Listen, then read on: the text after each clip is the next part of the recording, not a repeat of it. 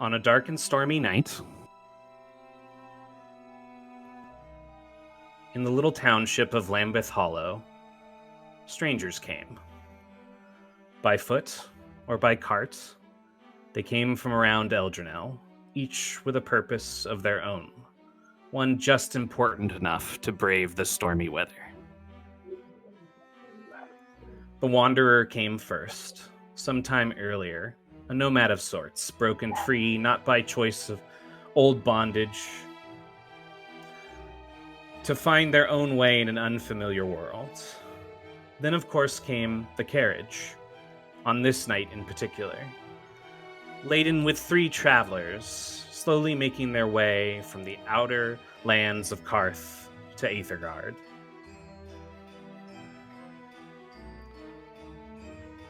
Other than the torrential rains, the journey has been quiet. Tiredness from several days' travel on bumpy stone and muddy roads has left these travelers weary. Though even as the weather abates just ever so slightly, and the driver calls that Lambeth Hollow is near, they have some time to kill. Stella, would you like to describe your character? Sure. She is a woman in her early 50s. She's got wrinkled skin. She definitely seems to take care of herself fairly well. She's got a very kind of sharp, stern look to her face. She's got like tousled, somewhat graying, kind of like brownish hair. She's just pretty nice. She's got a nice like top hat as well. She definitely seems to carry herself with good posture, some element of like grace and elegance. She also seems to kind of dart her eyes around to things a lot, as if she's kind of on edge. But otherwise, she would mostly keep quiet and to herself. And next to you sits another traveler. Chris, would you like to describe your character? He's a guy probably late 20s, early 30s. Very pale and lithe. Probably looks like he hasn't slept in ages. At least not very well. However, he would be wearing a fairly nice suit. And probably see some scruff of some other fabric poking out of a briefcase carried with him.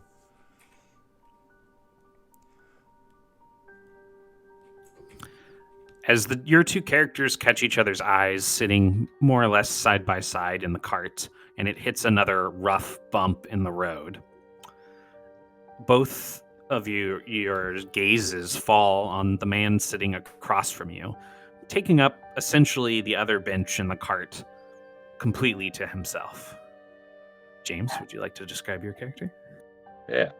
So Chibori is a large man, 6'4", 6'5", 6'6", maybe.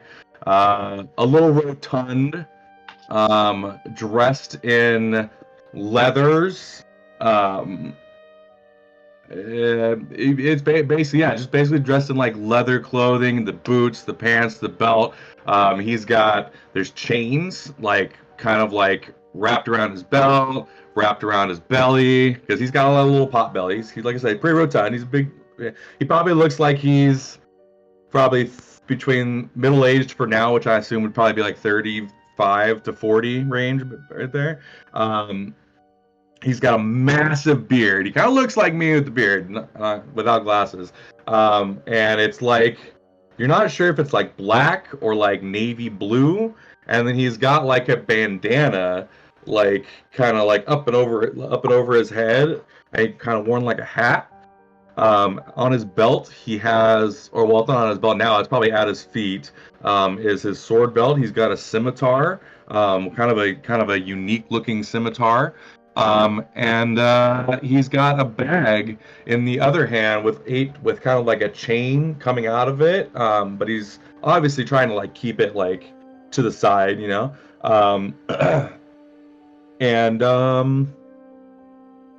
yeah, that's basically it. The vestments are, or the leather vestments are like black and red and gold are his color scheme, except for the beard. The beard is a little bit almost navy blue black.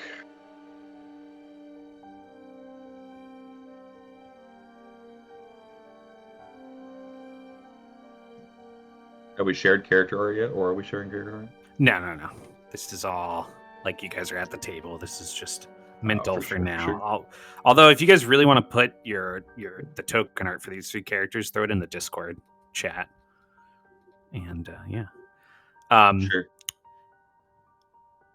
Again, the carriage royals over the bumpy road, and this time there's an even louder kind of vibration through the cart as it bumps in the road, and then very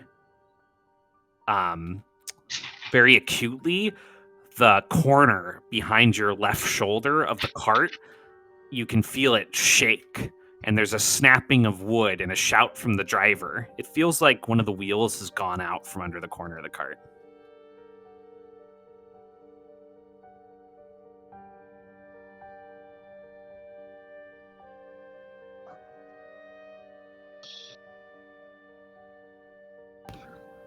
What's going on now? Why have we stopped? I'll just like pull the curtain and try to look out. When you pull back the curtain of the carriage and you look out, you see the driver has stepped off of the carriage and he's cursing to himself as he kind of walks around the cart and picks up a cracked wheel and a broken spoke that's kind of like snapped off of it at the center. And he'll shake his head and he'll kind of stomp his feet and he'll look at you and he'll say, "What's going on is I used a barmy rigman back home at the gaff, and now my wheel's trashed. And it's pouring out here." Yes, I've noticed. I don't suppose there's any way we could get this going again sooner rather than later? He'll raise kind of both of his eyebrows at you and he'll say, "Get this going? Yeah, I'll see what I can do, Marm." And he'll kind of step away and walk back around out of view, grunting.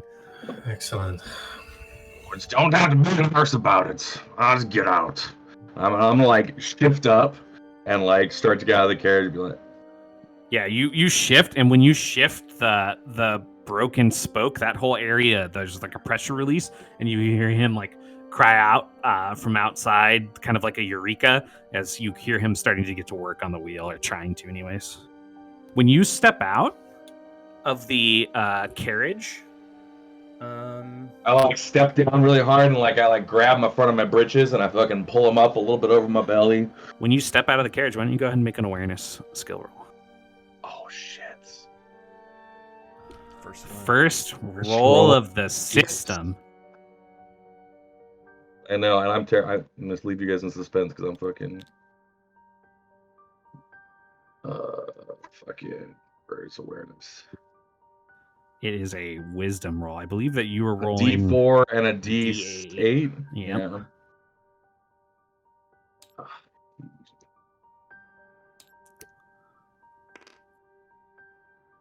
Oh wait, blue is attribute. I'm sorry. I thought we did red attribute. Red was attribute.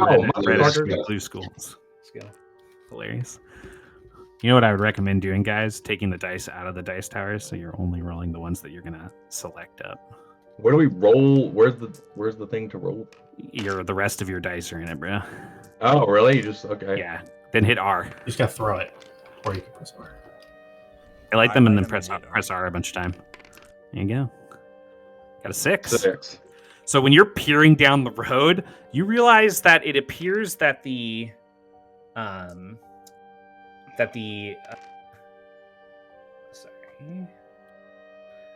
the Long Sup, which is the inn / kitchen that like welcomes the carriages that pass through this village, is like a little bit less than half a mile away at this point. You'd be trudging through the rain, but you don't necessarily have to wait for this carriage if you don't want to. He like almost got you guys there before it broke down. That's close. I'm gonna like walk around back and like poke my head through and be like, we're like, a hop, step, and a jump away from where we're supposed to be. I mean, we could leave this guy here. If I wanted to walk, I would have.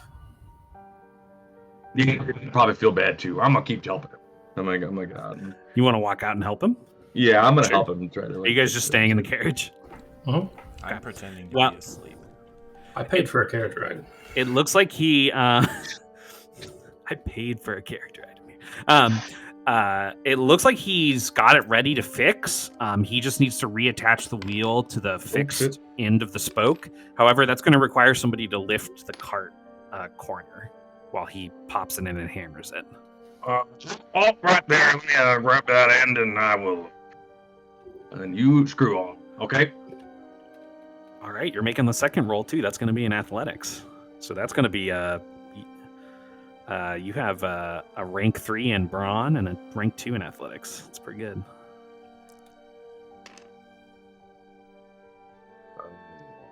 Three is a D10. Sure is.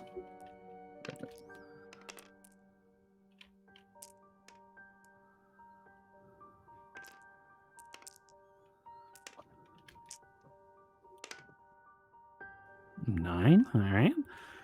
The rest of you feel the cart shift, and you hear, And yeah, as he lifts it up, and then you hear the driver hammering it in. And after he's done, you hear him kind of quietly say, "Well, I'll say this at least: you're a gentleman. Sure, if we had asked either of them to help, there would have been some fimble-famble excuses or something." And then he'll climb back up into the carriage Fimble-famble. seat, and he'll say, "If you want to hop back in, I'll take you the rest of the way." much obliged. He climbs back in the cart, and you start riding forward. At this point, James, the silence is getting to your character a little bit. These two figures just have not opened conversation at all. You guys in like some kind of trouble or trying to get away from something? Yeah, and said a darn word. I didn't realize this social occasion, or I didn't realize this carriage ride was a social occasion. It's on a social occasion if you want it to be. That's all I'm saying. I don't. Well, But you have my thanks for helping out with the cart, at least. right. Yeah, well. What, why'd you pay for this here carriage ride? Why you coming here? I need to get to Lambeth Hollow. You got a place to be then. Indeed. All right, that's a good start. Is he asleep? I don't think he's asleep. I'm too loud for him to be asleep. I'll just glance over at him. Hopefully I would be if you would shut up. Or go. I knew it. I'm sorry if I don't mean to be disrespectful, man. I just, I'm a gruff fella. I make my living on the road. Just kind of like eye you up and down. Yes, I can see that.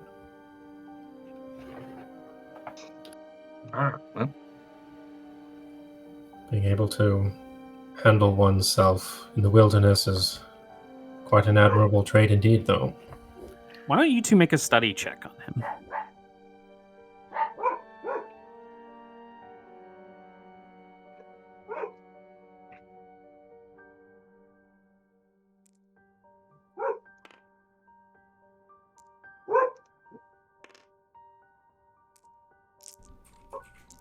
That against on James? It sure is. Unless you'd rather study something else, I guess. Got a 12. 12, okay.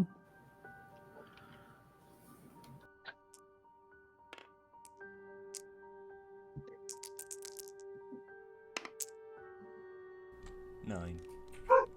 Okay. So he's strange a little bit. He seems like a mix between some kind of marshal and a woodsman. And he's pretty heavily armed for an individual traveler. Additionally, Chris, the scimitar that he has, your character vaguely recognizes it. It is from pretty far to the east, like an entirely different continent. And it's not that many people in this day and age travel to multiple continents in their lifetime. So this guy's definitely a traveler. Be a little bit more specific. Like I said, you see it. I have like a kind of a bigger bag, and you can probably see the scimitar hilt, and maybe a little bit of like the sheath sticking out, along with the chain that goes into it. It's pretty big. It's like a medium melee weapon, so it's about the size of a longsword. It looks like. Yeah, it's a pretty big bag. Well, I say that sword is not from here. Good eye for the more unique. I like that. Can we say You know that where it's means from? This is you are not from here as well? Well, kind of from all over the place. I go where I go, and meet people there, let them go, meet people in the next place.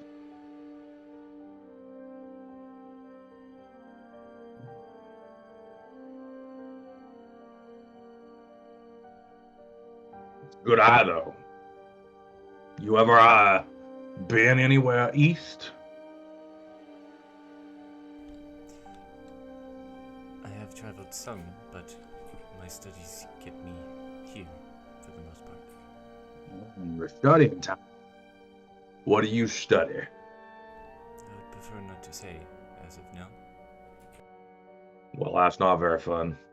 But all right, that's fair. I won't poke and prod too much. You'd see me take out a small vial and take a couple drops of the liquid under my tongue. Can I make some kind of check, see what that is? Sure. Yeah, you can make you could make a study check, or you could make a medicine roll. Yeah, it don't matter either way. I'd like to make a study check on that.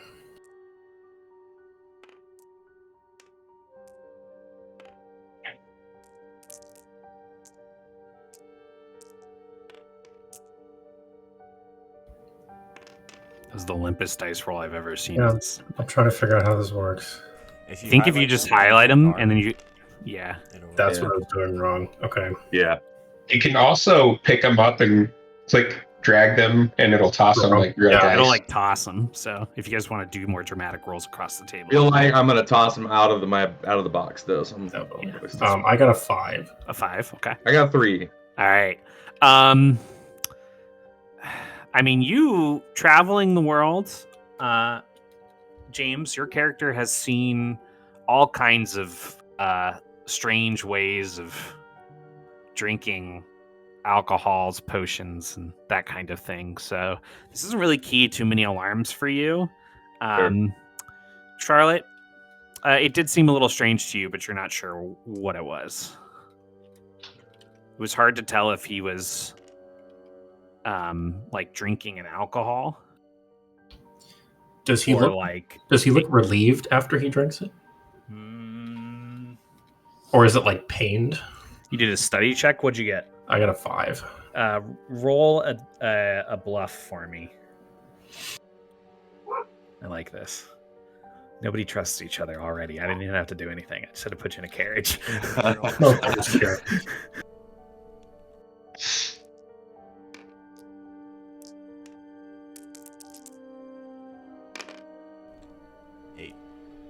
8. Okay.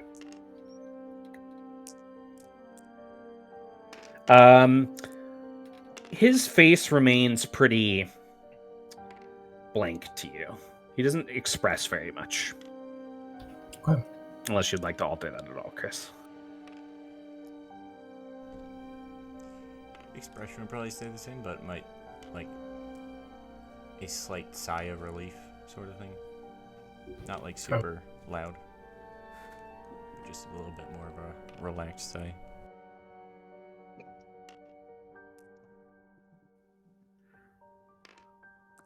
The cart rushes to a stop. All right. You hear his boots clop down into the mud. We're here. Welcome to Lambeth Hollow. He opens the side door, and you guys see him pull open a small scroll, and he'll say, "For countenance sake, with the carriage company, I just need to check and see here. Final arrivals as they gave their names when they boarded. Miss Charlotte Price, are you here? Indeed. Welcome to Lambeth Hollow." He drops like this little mat onto the mud for you to step off of, and you can see kind of the front door of the inn. And then he'll nod and he'll look into the cart and he'll say, "All right, and that was Mr. Sharp, Jensen Sharp. Welcome to Welcome to Lambeth Hollow, sir. This is the long sup. You look like you could use a hot meal for that puff gut." You're damn right. Good. He'll nod with a smile and he'll say, "And you can get a good drink there too. Just ask for Ethel. Tell her Mark sent you." I'll flip him a small tip. He'll catch it. Thank you, sir. And Thank you. And then he'll say, "And last we had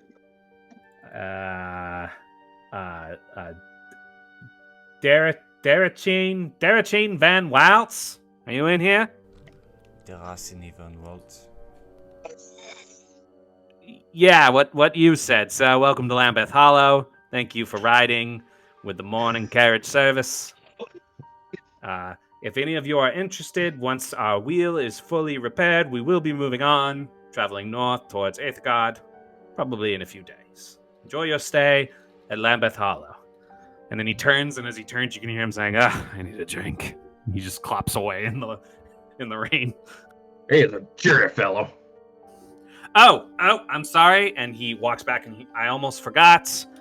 The new visitor center here at Lambeth Hollow is trying to spice up the tourism, as they say. Here is a guide to Lambeth Hollow. He holds out a scroll, it looks like, for anybody to take. I've only got one, so share it amongst yourselves. We'll be just fine ourselves exploring ourselves. Daria, you're grabbing it? Yeah. All right, if you want to hit the party box, you can go ahead and search, and go ahead and put the map of Lambeth Hollow on the table. You guys have all come in near the Long Sup. It's also called the Inn of the Long Lost. That's its real name on the sign, but the driver called it the Long Sup. And the cart has pulled around back. And you guys can kind of see what the greater Lambeth Hollow area has to offer. It is a small village. It probably only houses a couple hundred people in the actual village residence area. And then it supports several like farm areas on the outside of it. You would know that this is one of a few scattered villages in kind of like this region south of Aethergarde. And as the three of you stand there in the rain with your bags and the cart pulls away, what is everyone's first moves? Well, it seems like our carriage driver gave it away, but name's Jensen Shaw.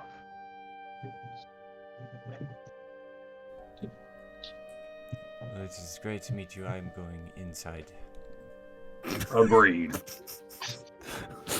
I will also be going inside. The name's Charlotte Price. Miss Bryce. I'll actually take off one of the very elegant silk gloves on one hand, and I'll reach out to shake your hand.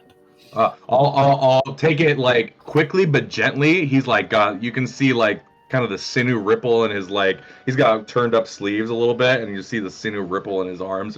Take a both of them, much obliged, and he'll like kiss your hand. I'm gonna keep my hand holding yours, and I'm gonna like turn your arm over a couple times, just kind of looking at it. She'll just say, and then she'll let go and put her glove back on and walk in. Judgmental type. I see. And as Jensen follows the two of them in to the inn, we're gonna cut northeast of your position, all the way on the opposite side of Lambeth Hollow, where we see a door slightly ajar to a mausoleum just outside the graveyard's main gates. It's been propped by a few rocks. And down its steps, in a cool chamber full of raised stone graves lit by candlelight, the Wanderer sits alone. Josh, your character, huddled over a fire, a cracked pot hanging over the burning wood. You can see bits of material, herbs, and those 2 or 3 potatoes you foraged,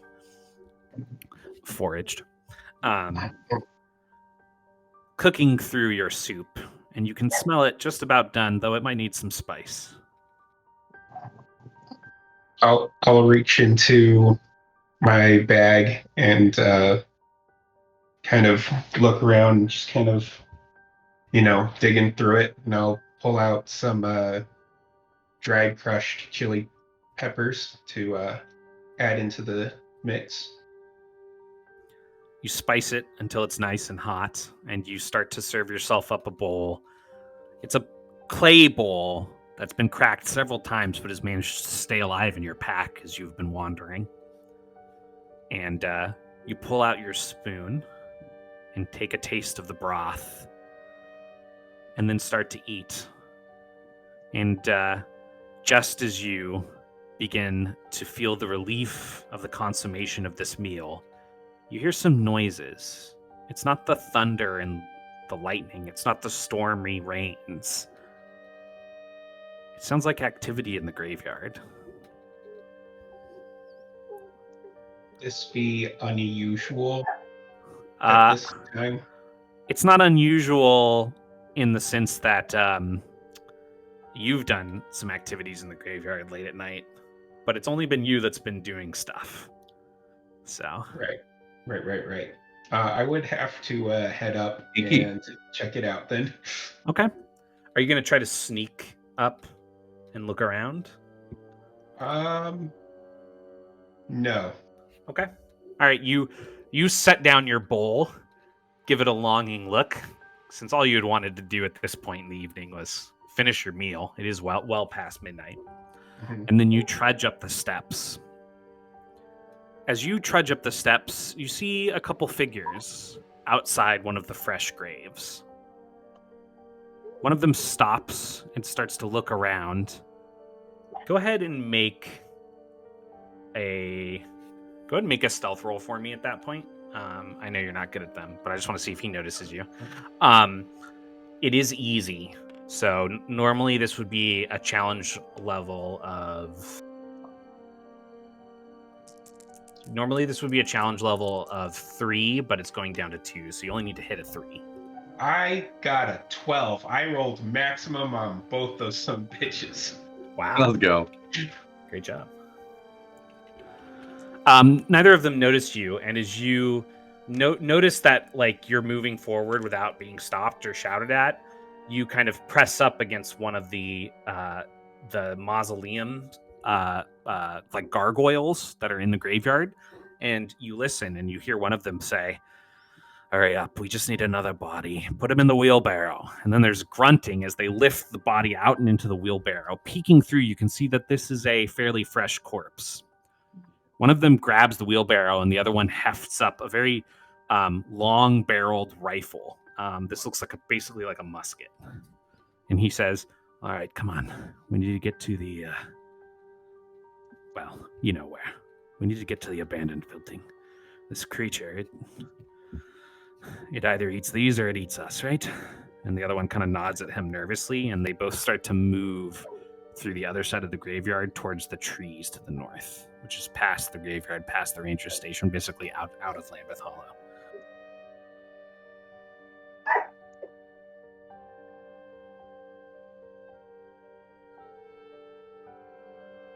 Okay. Can I look at that grave and go? Sure. And was this one that I was like planning on? This opening is- later. This is somebody that was buried today that you would have considered to be a premium candidate. Those bastards.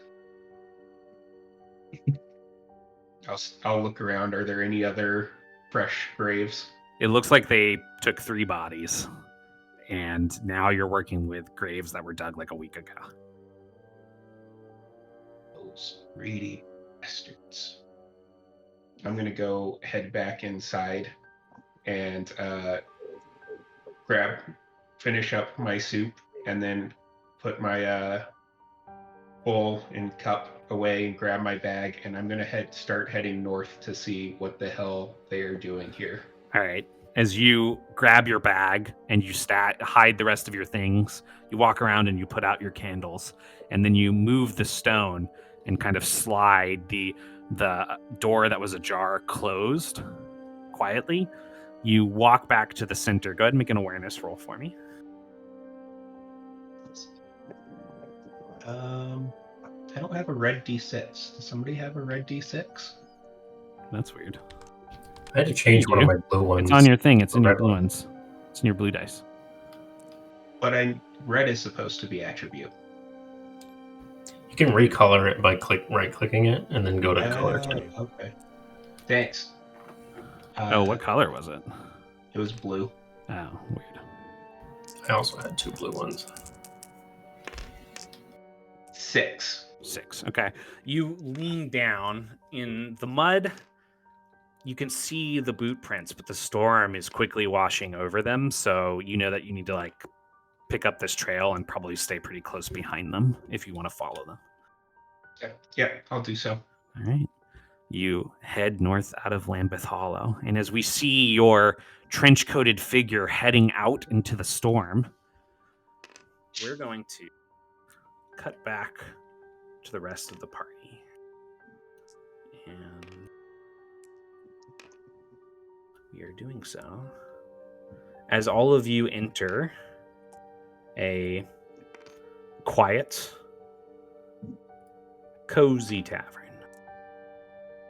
This late at night, this small community of mostly field hands and hard workers, laborers, is not overly active. And as the 3 of you scan the tavern, you can see that it appears that there is an aged woman working the bar and serving the tables. And there's very few other people in this tavern at all. In fact, why don't the 3 of you make awareness rolls?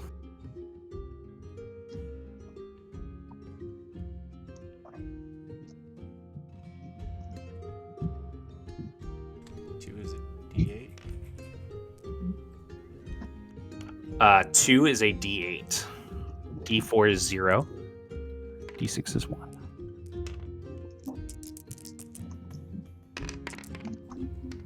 8. 8. Okay.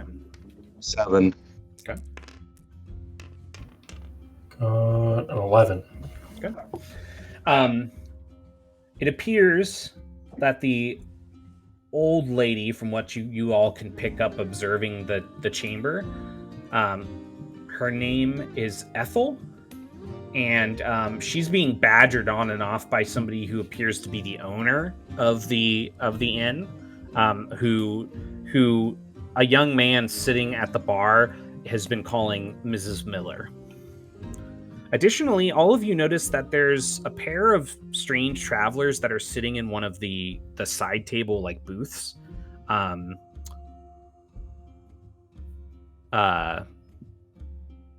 You're not really sure how to place their origin, but they're definitely far from home. And Jensen, they look like they're from pretty far to the east to you, but some places that you've traveled. Additionally, there's a middle-aged, kind of slightly hunchbacked man who's drinking alone at one of the tables. And sitting a few tables from him, there's another man who's much more finely dressed, but also he looks pretty aged. His attention is piqued when all of you enter, and he's kind of watching the three of you no matter how you move through this tavern. It's not like threateningly, it's more like curiously, as he drinks from kind of a big mug. Also, you can hear some shouting from the kitchen. It sounds like the cook might be upset. Well, this isn't quite the sleepy tavern we expected to be in. Were you expecting better? Well, no, I meant quieter. I don't know. Again, they're shouting. When I sent you to the market, I told you to bring back 3 kinds of cheese, not just the wheel. I don't care if it's a deal, you donut.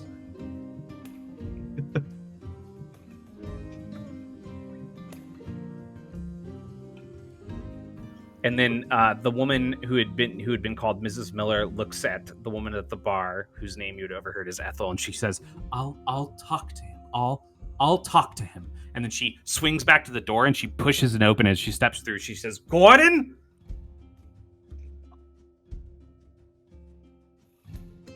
And what would the three of you like to do? Lovely establishment. I'm gonna go. Apparently, it normally has extra kinds of cheese. That bodes well.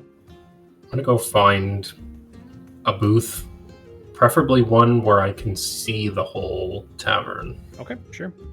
You choose a booth in the corner. This does look like the kind of place where you probably need to walk up and get a drink. Otherwise, you're gonna have to wait around for like the one person that's working. Just so you know. You guys go find that sheet. I'll get us our first round. I'll walk up to the bar. Do you want to try to direct Jensen, or are you just going to let him choose what alcohol you drink?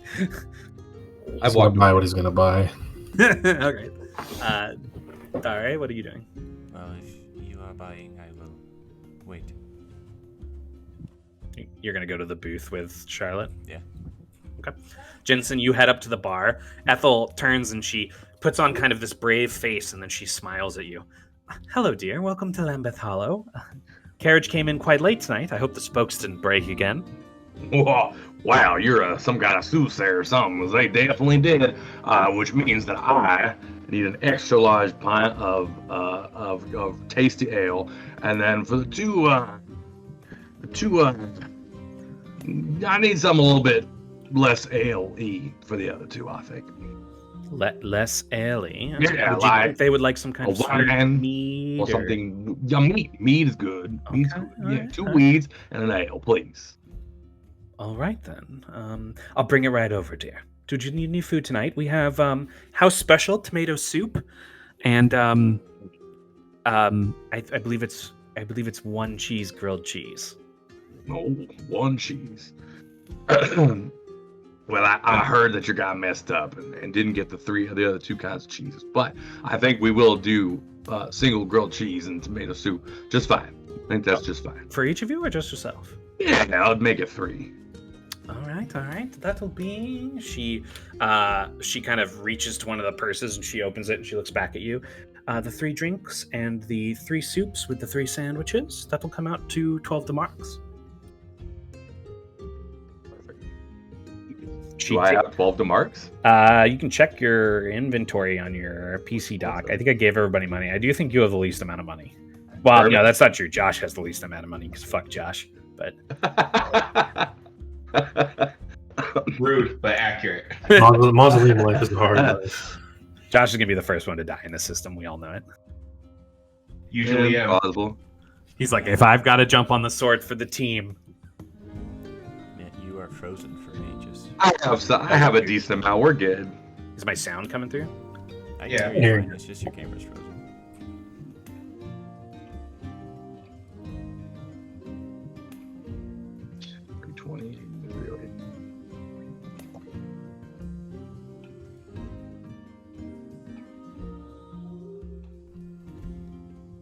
All right, can you see me now? Nope. 2 circling blue dots for me. Well, we're gonna keep rolling and Oh, hope it okay. fires itself out. Okay. You, Jensen, you head back over. Were the two of you talking about anything while he was ordering, or were you just both being silent because that's your characters right now? I'm just sizing up the place and everyone in it. I'll definitely give an extra long glance at the finely dressed man. Is he still watching us? Yeah, he is. He's just softly sipping. When you look over at him, he actually makes like pretty direct eye contact with you. Additionally, you notice that behind his head on the long wall, there is a notice board that looks like it has like handwritten posts on it, like information, or it could be jobs. It looks like there's like 5 of them. I'm going to see the guy staring more intently at me, and I'm going to look to my traveling companion here and say, I'm going to lock eyes with that guy still. I'm going to say, I'm going to go see to something. Don't leave. And I'll stand up and walk over. Okay. Jensen, when you're walking back towards the table, you see Darius staying in their seat, and you see Charlotte get up and start to walk over to the finely dressed man. Oh, right over. Aside to myself, I say, "Oh, right over to him." Okay, because like I clocked him too, right? From that roll earlier. Oh. I'm sorry, what were you saying? Oh, okay, I thought we lost you. I said I clocked him too earlier, right? Like all of us clocked him. Yeah, everyone clocked okay. him earlier. Yeah, I just didn't react yet, but like, yeah. So exactly, oh shit, already. Okay. So I'm like on alert. You reach the table where Dare is, and Ethel's following behind you with the drinks. She's the direct type, you know. I Here said, you go, sorry. dears. Seems that way. Something to hold you over while we make your soup and sandwiches. And she sits the big drink in front of you, and then she sits one of the meads in front of you, and the other one where Charlotte was sitting, and then she walks away. I kind of like look up at her from where I'm sitting, like, and I say, "Oh, darling, this is great." You're welcome, sir. And thank you for treating me. Oh, no problem. I always feel that food and drink make fast friends out of strangers, and I don't know. I like making friends. Well, this is quite timely. I don't take care of my health as much as I probably should, especially for someone in my line of work. Your line of work. I know you're the quiet type, but I will want to know more about that eventually. Maybe not right now, but eventually. Perhaps a proper introduction now that we are out of the rain. Yeah. I am Derasini von Waltz, Dr. Derasini. Well, I'll be a whole ass doctor. What do you specialize in? Are you just like a doctor of medicine? I know they do like them doctorates about some academics sometimes too. Well, I do picture myself as a student of all medicine. I do specialize in surgeries. Oh, wow. All right. So should you ever need an amputation, come to me. Oh, well, in my line of work, that's not out of the question. Let's just put it that way. And what is yours? Well, and he kind of leans in a little bit, and, my line of work's a little touchy. We're not always seen as the best types around. I'm not illegal or criminal or nothing like that. But I do take care of problems wherever I go. Not always of the humane type. You get my drift? Do you like bounty hunt? Yeah, something like that. Yeah, actually, that's pretty close. I do get paid for when I hunt stuff down. You can call me a hunter for now. Let's just leave it at that. Well, Hunter Jensen. Jensen, yes, that is my name. And say it one time. I'm not like so good with words and names and such. Is it Deracine? Last name? Okay. Deracine. You may call me Die. Oh, that. Dr. Dr. Wallace D. would also be Dr. D. Dr. I D's suppose also works. Well, that works for now. Not I'll too learn good it though. for Yeah, well, like I said, not too good with words or names, but I'll get there. And I don't mean it by disrespectful need. In fact, I have the utmost respect for someone who's who studies like you've studied. So not too much Shit, I'd studying probably be for you. better. I'd probably be better at my job if I did some like formal studying. Charlotte, you've approached the table. The man takes another sip and he says, "Well, hello, traveler." Hello to yourself. Don't you know that it's impolite to stare? I apologize. I have had a tiresome day at the council house. And it is not every day that we get new travelers in Lambeth Hollow, so you have piqued my curiosity. I'm Councilman Neely. I'll kind of nod to him and I'll say, well, it's a pleasure to make your acquaintance. I'm Charlotte Price. Charlotte Price. He cocks his head. Huh. Oddly familiar name. You can call me Marcus. Of course. May I sit? He'll nod.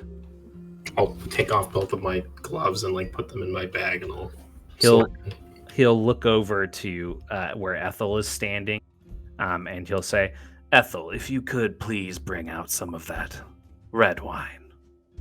You seem more like a wine woman to me." You have a good eye. And I'll kind of glance over to the table where the other two are at and see the flagons of mead and just say, indeed, I do prefer wine. Yes, mead can be a bit sweet and a bit thick, but I'm sure your friend over there won't mind drinking it. And I'm sure he won't mind drinking wine as well. He chuckles. So tell me, Miss Price, you've come to my little township of Lambeth Hollow. You have to understand that as one of the councilmen, it would be of interest to me as to the nature of your stay. I'm gathering some research, just something personal, or I suppose you could say for work. I'm a writer. Interesting. And your research wouldn't happen to do with the many recent strange occurrences? He motions back to the notice board behind his head that we've been dealing with. Occurrences? Do tell. Well, we've had some people go missing recently. You wouldn't happen to be some kind of true crime novelist now, would you? I know that they say that the printing presses are growing by the day out of Aethergarde. Oh, most certainly. No, I'm not any kind of true crime writer. No, more of a scholar. Interesting. So I would imagine our local animal attacks would not interest you either? Suppose they might, depending on the nature of said attacks. He'll motion back to Jensen and say, "What about your large friend over there? We have a bounty out of nearly 200 demarks for what we believe to be one or more grave robber. You see, we've had corpses turning up missing their brains recently. Bit of a problem when you're trying to sell plots of land and build your township, don't you think?" Grim. He'll nod. Well, Miss Charlotte, I will agree to stop my staring and let you take this bottle back to your table if you will consult your travelers to see if any of these troubles are things that you could help my little township with. Well, I've only just met those two over there, but I can tell at least the larger one is most likely fit for your job. Let me pick his brain, if you'd mind the pun. He'll offer you the bottle. Enjoy your stay in Lambeth Hollow, Charlotte Price. Much obliged. I'm sure we'll be seeing each other again very soon. If you can solve any of my problems, I would hope so. We'll see what we can do. You scoop up the bottle and you slowly make your way back to them at the booth. Mm-hmm. As I slide in, I'll say, well, it seems one or all of us have found ourselves a job here. From Mr. Nosy over there. Yes, he's a councilman, Councilman Marcus Keeley. Oh. Apparently there's been a streak of grave robbing. Corpses turning up with the brains removed. Animal attacks, all sorts of things. Quite grim, if you ask me. With the brains removed, though, that seems like the thing you'd want to keep in there. You'd think so, but depending on where you're from, that may not be the case. I don't know. All right. And why is it he thinks that 3 newcomers would help solve these robberies? Well, I imagine he wants to put a stop to these robbers, perhaps in a more, how shall we say, hush-hush kind of way. I'll just look at Jensen. Oh, I'm not the hush-hush quiet type. I don't know. Oh, I meant more hush-hush as in the people don't have to know. Oh. I mean, does it pay? 200 marks. Golly. It's not an insignificant amount. It isn't. It is literally like $200, but at this time period, this area is in a pretty Victorian economic standard, which means you're either really rich or you're really fucking poor. Yeah. And getting like healthy food costs money, so.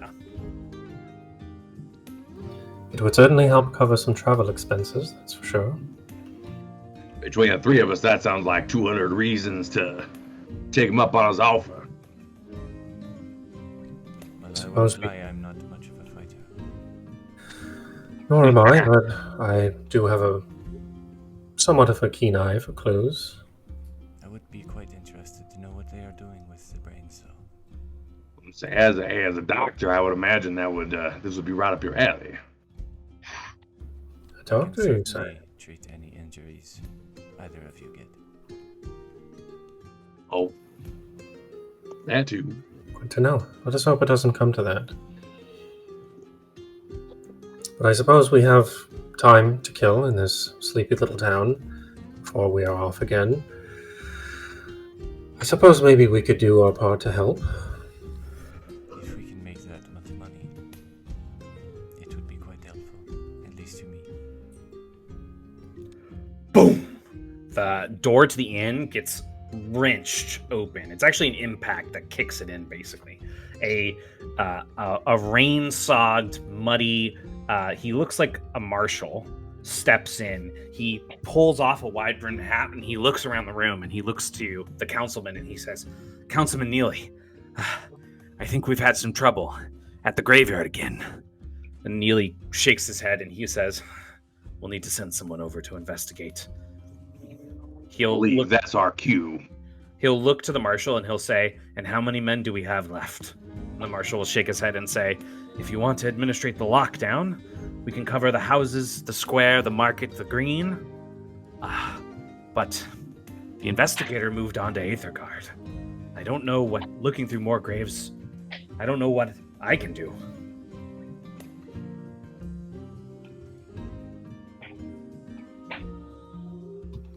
I suppose now is when we would speak up, yes? Yep. I give myself up, probably bang my belly on the table. You said there's some pardon my interruption, but you seem to say there's some trouble. Neely nods his head and he says, yes, it does appear that Marshal Herc here has a crime scene to investigate at the graveyard. Do you think your skill set would aid us in this? I mean, we might as well try. My skill set is whatever it needs to be for the right price. He'll look past you at the other two, hoping for like something a little bit more. We package deal. I don't mean look like the fighting type, but they just as formidable. He'll nod and he'll say, well, all right then. Marshal Herc here will take you over to the graveyard. Herc will nod and he'll say, and then he'll take off his big heavy coat and hand it to you, Charlotte, because it's still like storming outside, so. Much appreciated. Can we get do you have rooms available that we can store other things? Ethel is you and says, yes, if you'd like, we can hold the soup, and I'll tell Mrs. Miller to set up a room for each of you. It's 5 demarks for the night. Well, yes, three rooms probably right. 3 rooms would be best. She'll nod. Just sit your things aside. We'll have Lawrence take them upstairs for you. Okay. Yeah. So I'll reach around in my bag and unsheath it and like pull the scimitar on the belt out, wrap it around me, pull a couple more of the chains out, wrap those around my belly too. I'm geared up.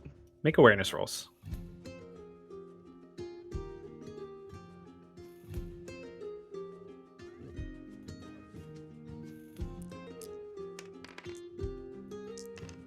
Four. 9. This is against a challenge level of 5. God damn it. I got an 11 again. The only thing that you guys notice is that when the scimitar is pulled out, the younger woman who's sitting in kind of like leathers, like medium armor, basically, in the booth with the man, the two that looked like they were from pretty far to the east. She raises an eyebrow and she looks at him, but he just has like a calm, cool, collected look on his face. This happens pretty specifically when the scimitar is produced. Can I catch the eye of one of them? You don't catch the eye of either of them, but you definitely notice that their attention is garnered in that moment, and then they just go back to chatting. I'll kind of just smirk. Herc will nod and say, well, if all of you have everything, just follow me, and he'll start to move towards the door. Yeah, I would quickly put down my suitcase, quickly open it, and grab a small handbag out of there, and then close it up for them to take to the room. I'll leave my bag as well. My travel bag. Perfect timing, Josh. Other than that bite of food. But we're about to switch back to you. The three of you exit the tavern and re-enter the storm. North of Lambeth Hollow, there is a set of woods. An old path. One that parents often tell their children not to wander into. It has many old cobblestone roads and many abandoned human settlements because here, for some reason, in the dark, the nature always seems to take over again. The Whispering Woods. And it is the portal of kind of underbrush and packed brown and white trees that you enter as you follow this trail. Wanderer, go ahead and make an awareness roll for me.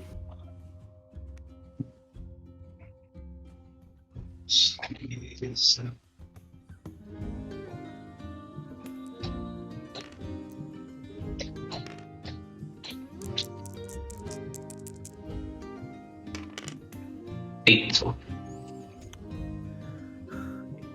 You've hit a spot where the trail has been wiped away. It's because of an outcropping of stone. But also as you kneel down and you try to study the tracks, you realize maybe somebody's tried to cover them up once they've reached the deeper area of the woods. When you look back up in the distance, and the way the tracks were leading before they disappeared, however, foolishness gives sign to what is hopefully a clue to you. It looks like a light amongst the trees. It's hard to tell if it's an oil lantern or a torch. It appears if it's moving. It does appear to be moving. Closer to or further from me? You're pretty sure it's moving further from you. I will, just continue following that light now. All right. You creep your way through the trees, and eventually you see the pair of men. One pushing the wheelbarrow laden with those fresh corpses. Next to him, another has lit a torch to help them through the dark. Just make sure you don't lead us into any bramble woods or snapping vines. Just listen here. I've led you in and out in the dark plenty of times. Just follow the trail, broken as it is. We'll be there soon. Nobody even knows that the old mill is out here anymore. That's why they trapped it here. The man kind of nods to him, and as they continue forward, go ahead and make a stealth roll for me. Sorry, can you repeat one more time? The old who? The old mill. Nobody knows that it's out here anymore. I need you to make a stealth roll. This is against a challenge level of 5. Let me see. That is a D8 and a D4. All right. 6. As you're sneaking after them, you hear a soft crunch in the underbrush behind you. Just as you're about to turn, a heavy, malleted weapon strikes you on the back of the head. And I need you to make a Constitution roll for me. This is against a challenge level of 6. Okay, so for Constitution, it's my ranks in Brawn plus my rank in Constitution. Yep. Okay, so D12, D. That's a D20, brother. Oops. Why do I have a D20? That's why we gave you guys complete sets, just in case. Gotcha. I didn't even know we had D20s. I just grabbed the biggest one. 14. 14. Rough. That is 1 short. What? The impact on the back of your head, it deals 3 wounds to your health wound threshold. Shoot. So 1. Yep, because you have an armor rating of 2. So one goes through to your health wound threshold. However, when the malleted strike hits you, it also sends a thrum through your head. You fall to your knees, and then you have this brief moment where you realize there's a grumble in your stomach. That bowl, it was only half a serving. You needed more soup today. Then you feel this kind of shimmer in your vision. Your vision goes a little blurry, and there's these brief seconds as you feel arms reaching down and grabbing yours, like hands reaching down and grabbing your arms, that you realize you're starting to lose consciousness as you're being dragged forward through the mud. As that's happening, and you hear more footsteps, you can tell that you're outnumbered. Would you like to try to fight? Or would you like to, air quotes, lose consciousness? No, I'm gonna fight. Okay. All right, so I need you to make an athletics check to try to break free from their grasp. Okay. 12 plus. This is against a challenge level of 5.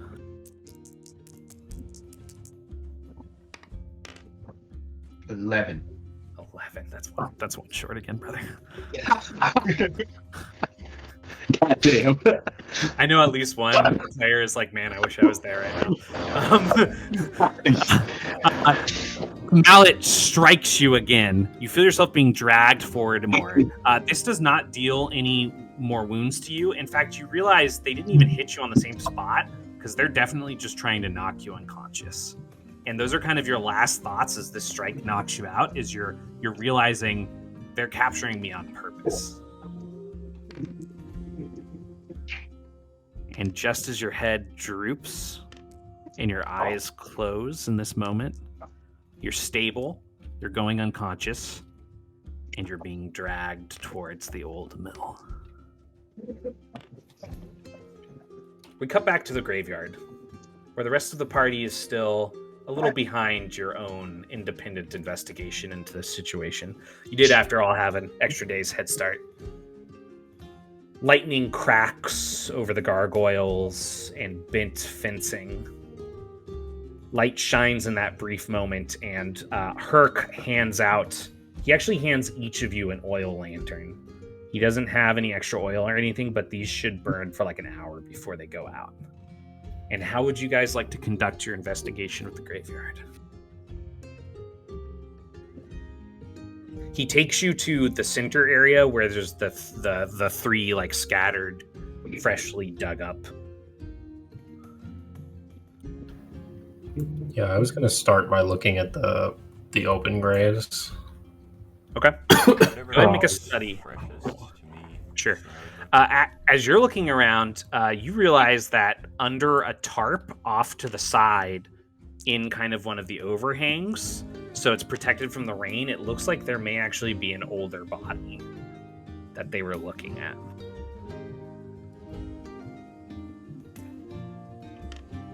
I'm going to start by looking at the graves that look most recently dug up. Okay. I'm just going to look for, I don't know, signs of like how they dug it up, how they took the body out, whether they were being careful or not. It's a study roll against a challenge level 4. And I will take an ornate magnifying glass out of my bag. 8. Got a 13. Okay. What did you take out of your bag? I'm sorry. A magnifying glass. You do find some broken tools. It looks like that these were pretty hastily dug up, and then they were removed from simple wooden coffins. One of the things you notice, the most important thing you notice, is that there's scattered jewelry left behind, which is not usually what grave robbers do. I'm going to pick up like a necklace or something and just kind of start looking at it with the magnifying glass, and I'll say out loud, well, whatever it is that they wanted these bodies for, it wasn't their possessions. They've left behind plenty of jewelry, which is quite odd for a grave robber. I take it they probably took the brains, right? Well, it seems that... They were after the bodies. Yes. Quite strange indeed. Have you walked up to the tarped body, Thar? Yeah. Okay. You pull back the tarp. This body is still intact, except its head top has been separated, and the brain cavity is totally empty. How cleanly was the skull cap removed? You can make a study or a medicine roll here. I'll go with medicine.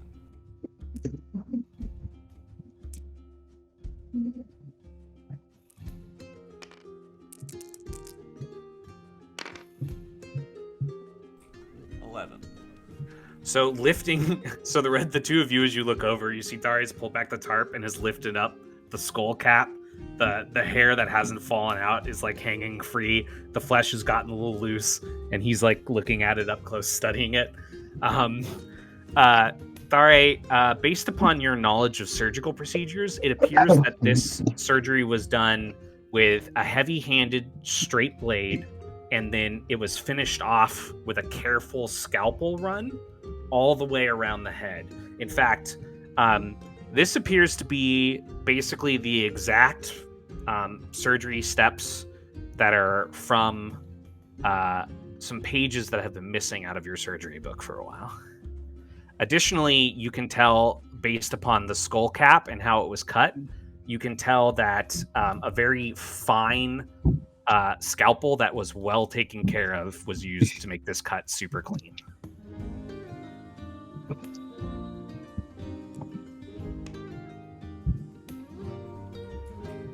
Well, they did not want this body, at least. So its brain has been removed. Seems quite odd to me that they need bodies and separate brains.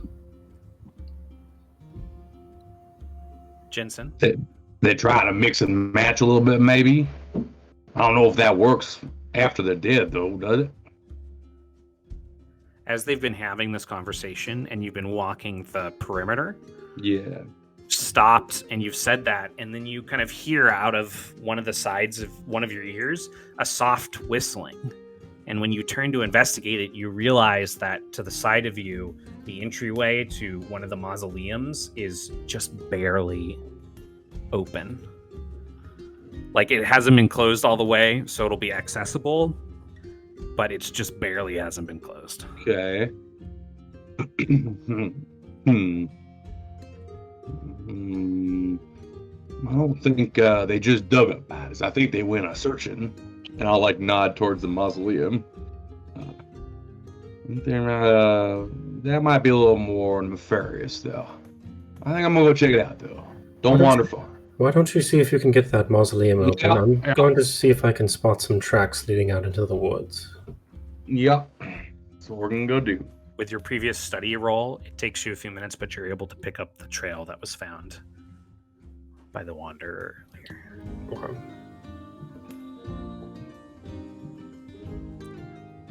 Make an athletics roll for me. Yep. Already doing it? Hell yeah. Shit, I'm good New at system, it. who dis? Is that a 17? I got Sir, and I that can was a good roll. sumo down and pick it up and put it down next to me. Thud. You thud it to the side. You smell candle wax, and it's slightly smoky from candles that burned out. You also smell soup, earthy soup. Damn, I must be hungry as shit. When you walk down, is anybody going in with Jensen? I'd go take a look. Yeah. Okay. When all of you walk down, go ahead and make awareness rolls.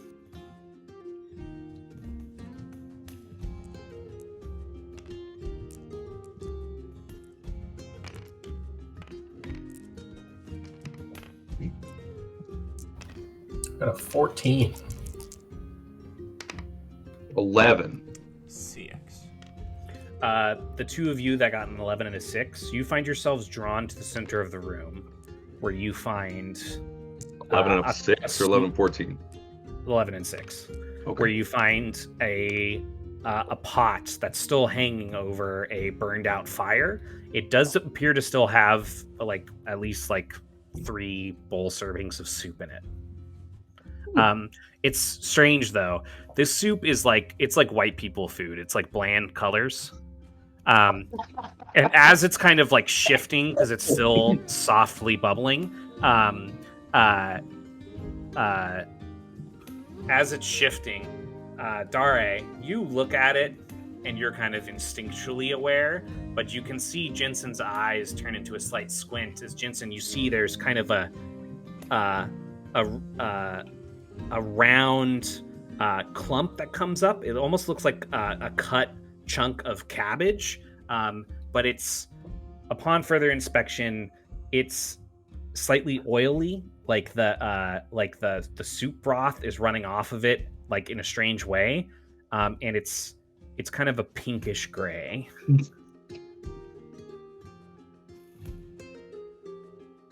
I'm gonna go to reach in there and pick out that piece. Okay, sure. You reach in and you lift this piece up. It kind of pushes in. It's kind of rubbery.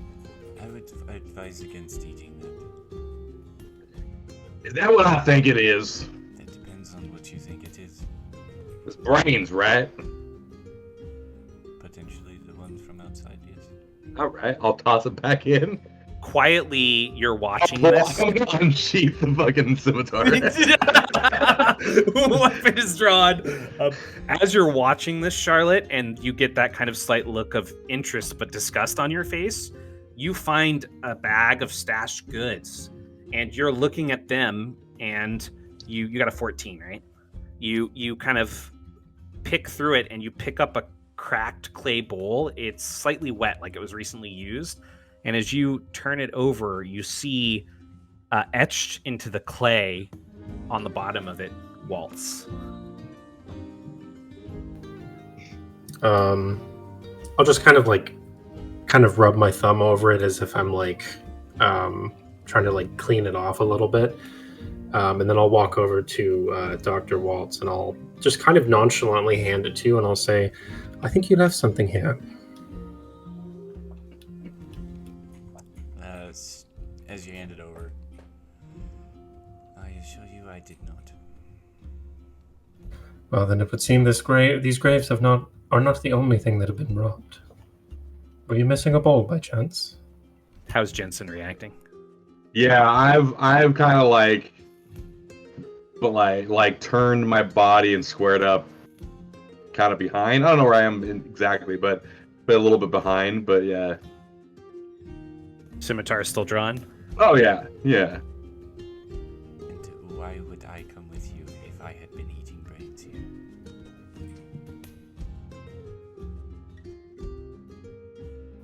I don't suppose you were missing anything recently. Like brains? For what it's worth, Doctor, I am not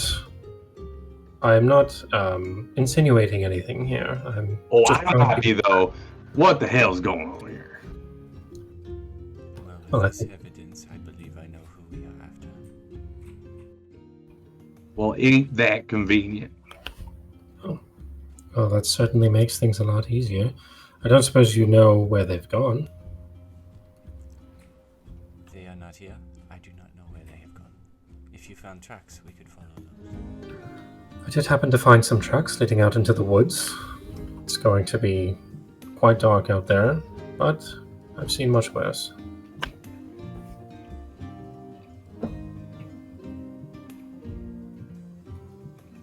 What was in that vial you were drinking from in the carriage?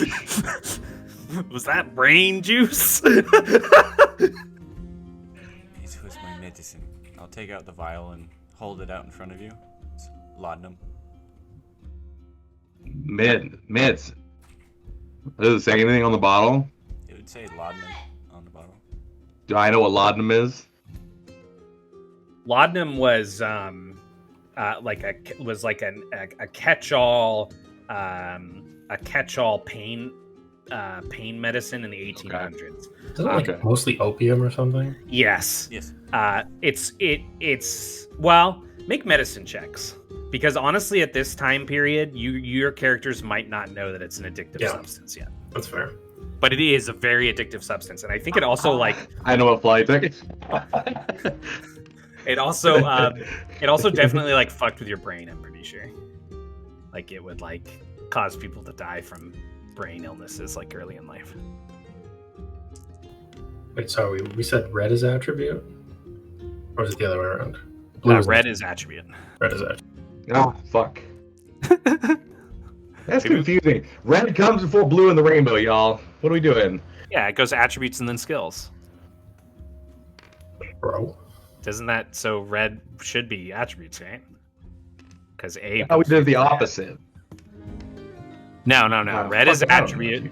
As Fucking- long as you know what you're rolling. It's okay. It's the first session, guys. We're gonna get better at all this stuff. I get a 6 medicine.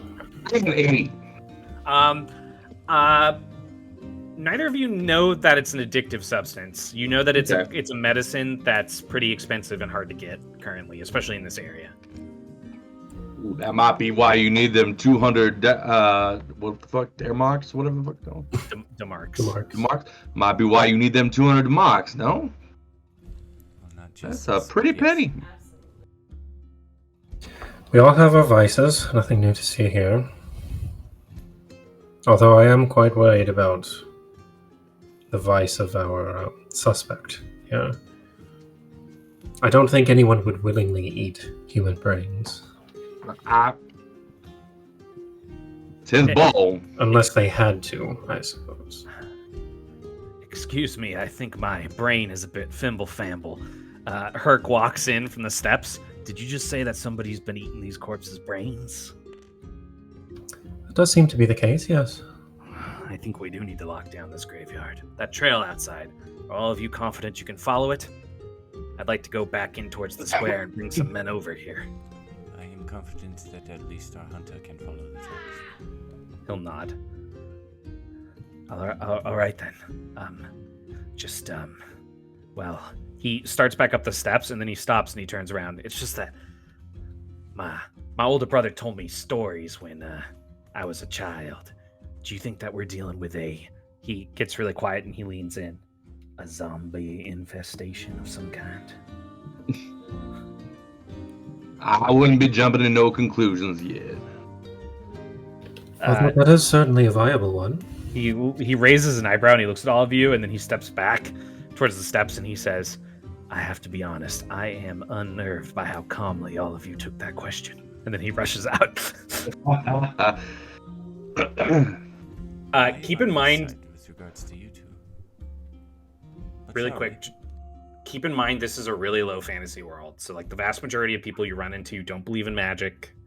They worship a lot of archaic gods, but it's not because those gods are actively doing things. It's just because religion in humans is a thing that's inevitable.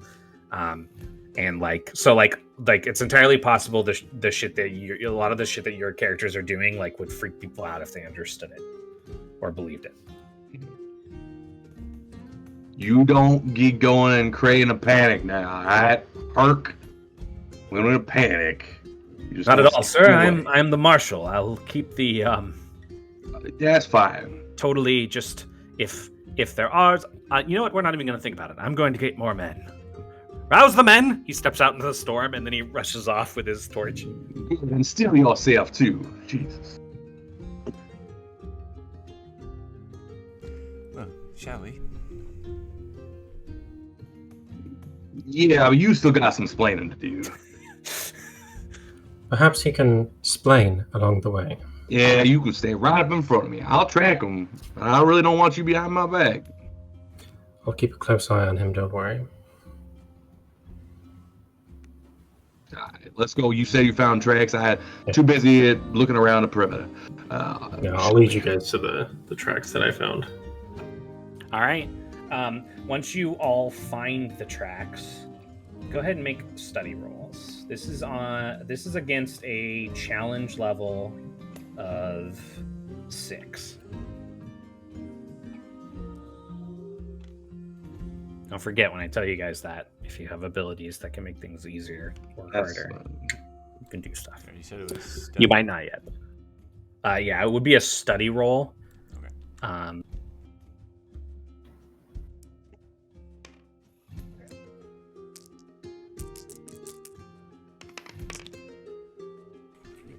6. 9. Now I'm rolling good. I was rolling like shit for the first half hour, 40 minutes. Got an 8. An 8. All right. You guys do manage to pick up the beginnings of the trail. You're not really able to tell any details out of it, other than it's more than one person that's moving along this trail. And you guys start to follow it out into the dark. This person you think that might be the culprit is any chance he's working with someone or someone's? I seriously doubt it. If I might ask, how well do you know this individual? Can we leave it that I know him quite well? Point taken. The Whispering Woods are aptly named. Even with a storm, the wood creaks outwards. Old echoes of ancient natural knowledge, like it's talking to the three of you. Make another set of study rolls as you get deeper in the woods, and you find a strange occurrence in the path. Yeah. 12. 2. Also 12. Okay. I forgot to tell you that this was a challenge level of 5, which means 2 of you pass. So at this point, it's clear that some kind of struggle happened in the trail. And as it picks up and walks away, you guys realize that there's some kind of wheeled cart. It's just a single wheel, which means it must be it's basically you're able to break down that it's definitely like some kind of wheelbarrow. But there's also now a trail behind the other man of somebody being dragged, probably their knees or the tips of their shoes being pulled through the mud. Well, something tells me these three weren't working together after all. Or perhaps there was a mutiny of sorts. Like, maybe one of them got captured. The trail. Or Seem to imply that. you think it was your guy that was doing the capturing, or your guy got captured? Just because you've seen it no one.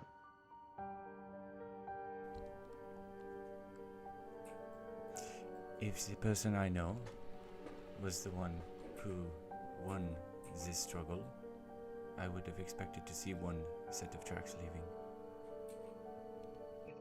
Right. Outnumbered then. Yeah. Well, at the very least, your acquaintance has made it a little easier for us to find him.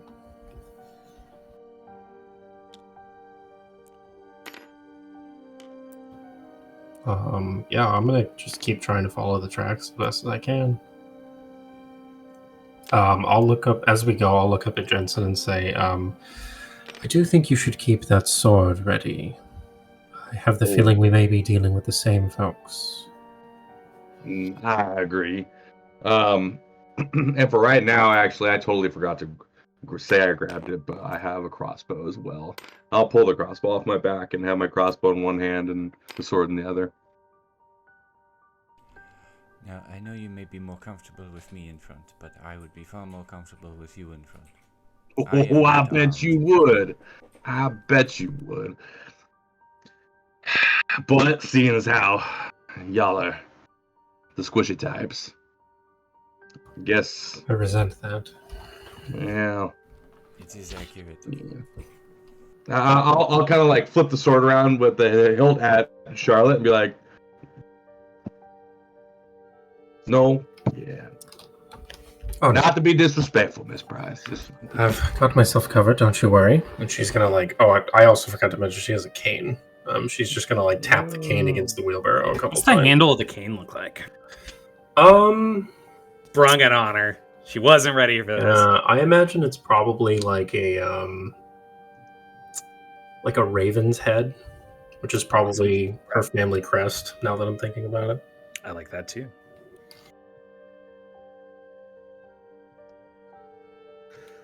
All right, as all of you continue forward into the woods, we cut away. The Wanderer awakens alone at first.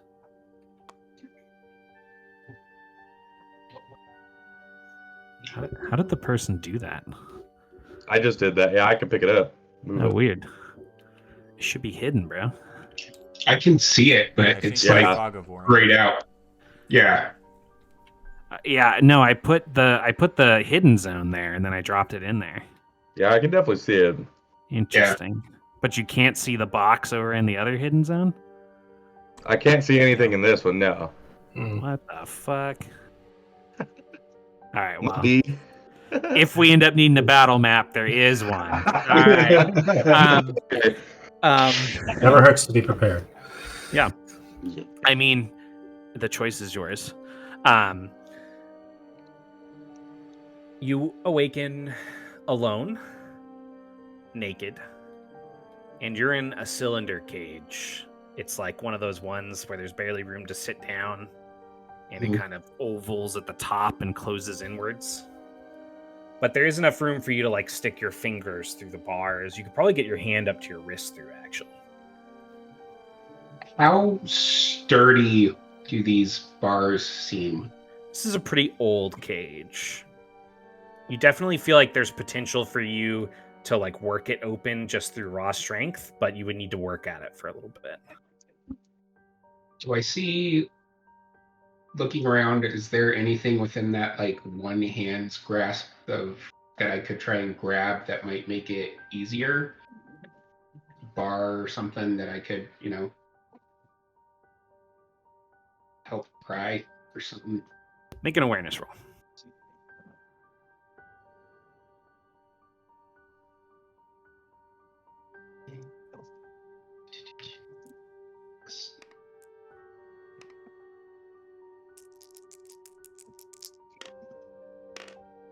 Five.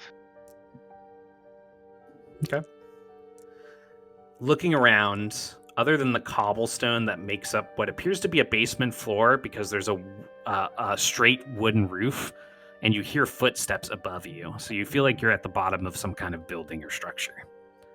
You don't see anything around you, and just as you're about to protest this fact to yourself, you hear a couple footsteps in the dark, and then a voice says, "Oh, we cleared out the area. We understand your potential." A figure steps out of the shadows, ordained in a black trench coat, with a sack mask over their face, cinched with a rope around their neck. He sits down. He's softly twirling a silver dagger in his hand. "Why were you following our men?" Why were you taking my bodies?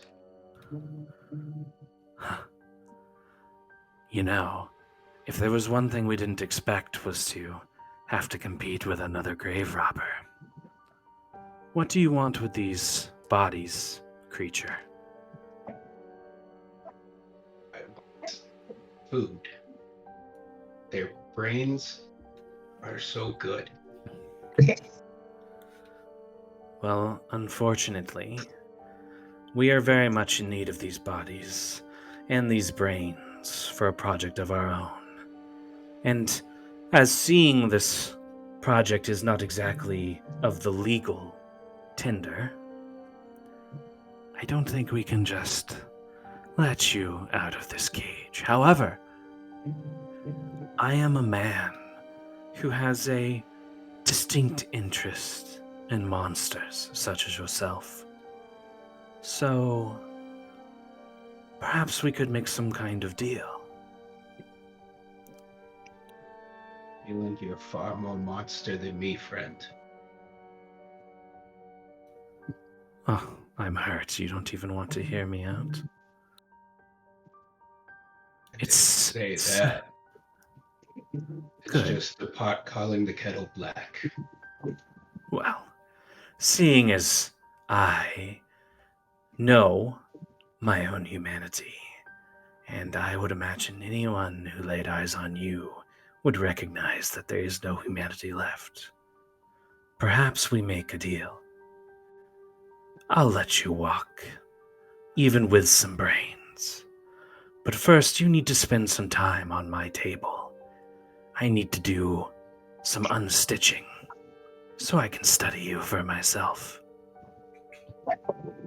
Perhaps I can even learn a thing or two that can help you. It's a hard world out there for creatures, you know. There's monster hunters about. I'm going to pause like I'm considering his words. Is there any other people down here? No, Like- but you can hear, you've heard at least a couple people walking around upstairs. So you know there's people that could run down the steps. Right, but there's only this guy down here. He seems to be like intentionally having this conversation with you alone. He does not seem afraid of you. Right, I gathered that. Does he seem like he's capable in a fight? Like if I were to try to There's something about his confidence. Make an insight roll. Here's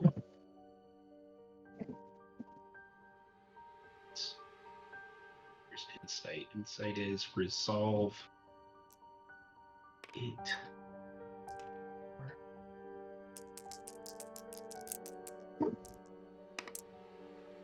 3. It does not seem like false confidence to you. He doesn't necessarily seem like he matches up to you quite physically, but he doesn't seem to be worried or concerned about that. You feel like this guy has fucked before and come out on top for sure. This guy fucks. Guy fucks, yeah.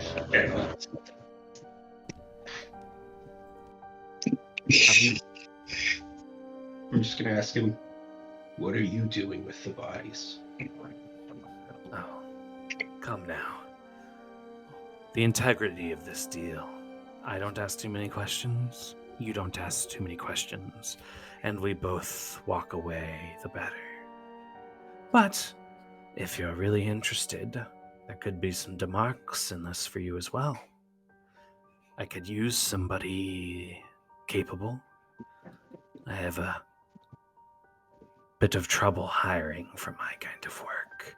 Just as he says that, you hear a rusted metal scraping sound, and then a couple shouts, and then just a blood-curdling scream erupt from somewhere else on the level you're on. And then just a soft, wet gnashing of teeth as the gate quickly closes. And maybe somebody else is shuffling away from that area. What do you say? He doesn't even miss a beat. He just waits for it to end and then continues talking to you. I mean, what would you have me do? Well, yes. Well, obviously you're a capable gravedigger. You'll help us supply the bodies. Stay low. I'll even let you keep your mausoleum, maybe, if you can prove you're trustable.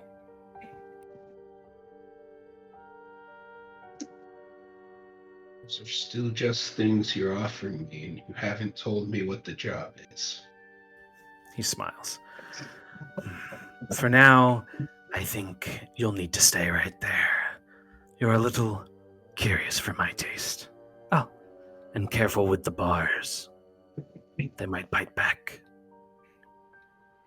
He gets up off the chair and he scoots it back into the rickety table, and then he walks around the corner. As you kind of sit there in the quiet, you hear him say, Marlo, Roof, we're moving the creature. No, we're not waiting. We're moving it now. Yes, to the other location. Grab 2 others. Take it out together. Bring lots of fresh meat and make sure the brains are exposed. Seems to like those parts the most. He walks back around the corner and he kind of cocks his head looking at you. I'll go make you some soup. And then he walks up the steps. You hear some shuffling again, and you hear this growl, and then several darted noises. A group of people heavily lifting something, still growling and carrying it out of the vicinity of this chamber. But it's all just around the corner. So all you can see is kind of the shadows on the candlelight of what appears to be a barred cage lifting something. It's on all fours. It looks like it's probably like the size of a lion.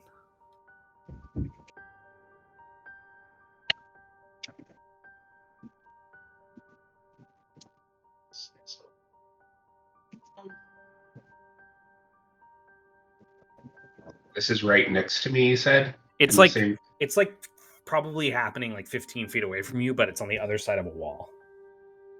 Got it. so I can't actually see anything. I No, can you just can't see hear the all of details, this. but you can see the shadow of those details in the candlelight off the wall. Because they're walking through an adjoining room at one point. So you know that Gotcha. there's Okay. some kind of creature. Okay.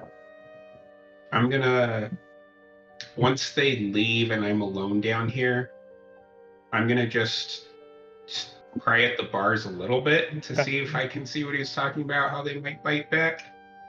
You want to reach up and just try to touch one? Yeah. As you reach forward and your hands get closer to the bars, metal spikes, almost like thorns, start to grow towards your hand.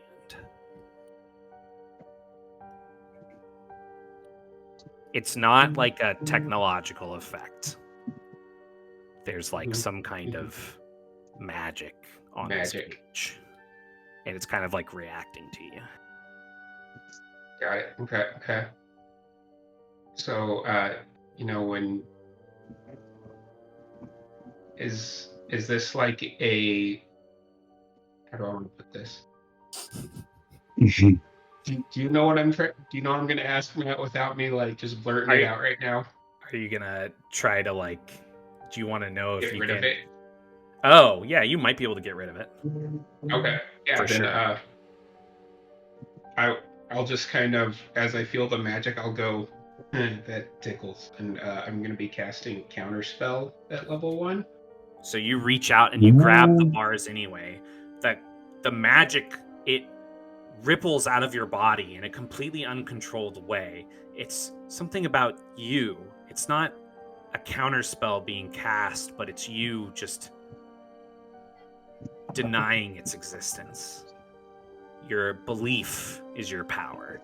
And the spell falls away with a sizzle and a crack. And when you do that and you force forward, you're able to jut the door open just slightly.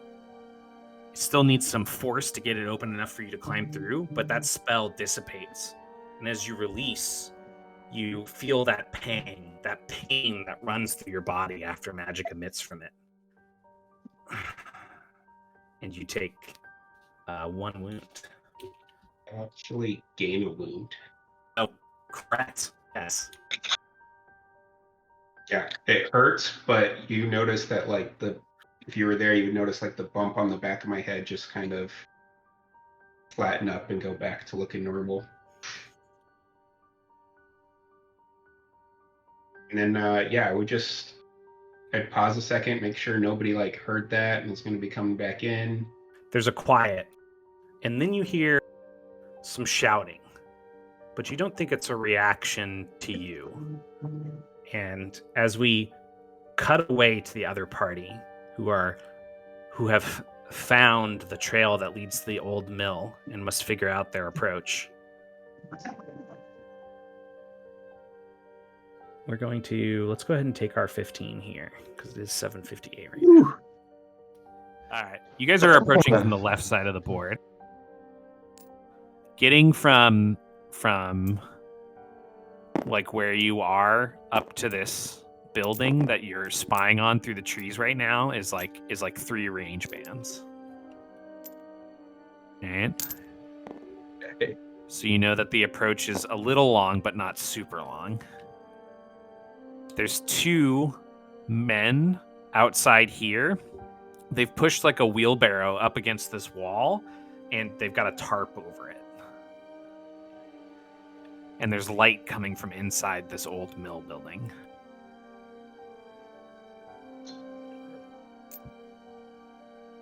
These 2 men that are outside have not noticed you guys.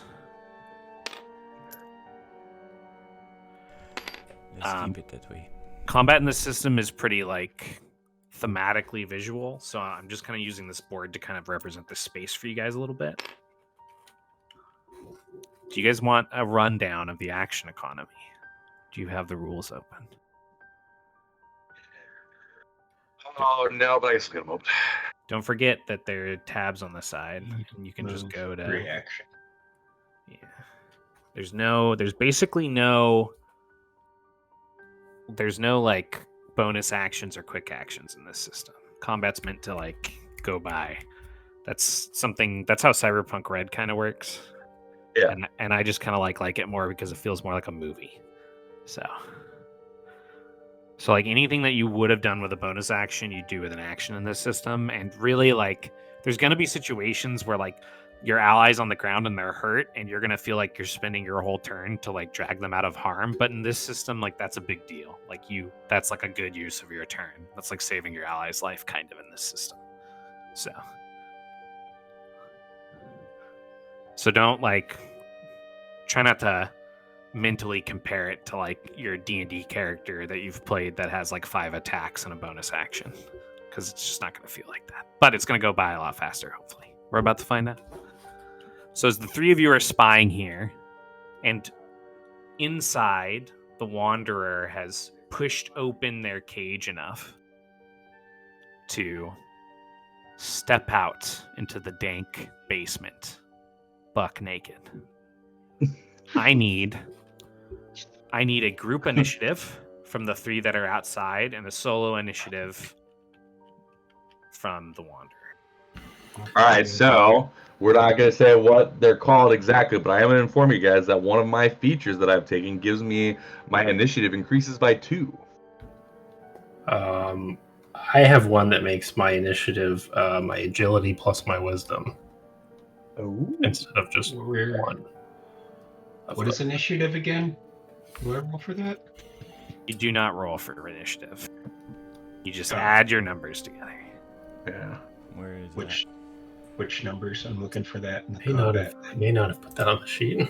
Oh no! Determining initiative. Here we go. Well, we know the first thing we need to add to the sheet. I will make it. So your initiative is determined by your agility or your wisdom, whichever is higher. Add that in. Okay. Add that in. Add that in. Stella, add that in.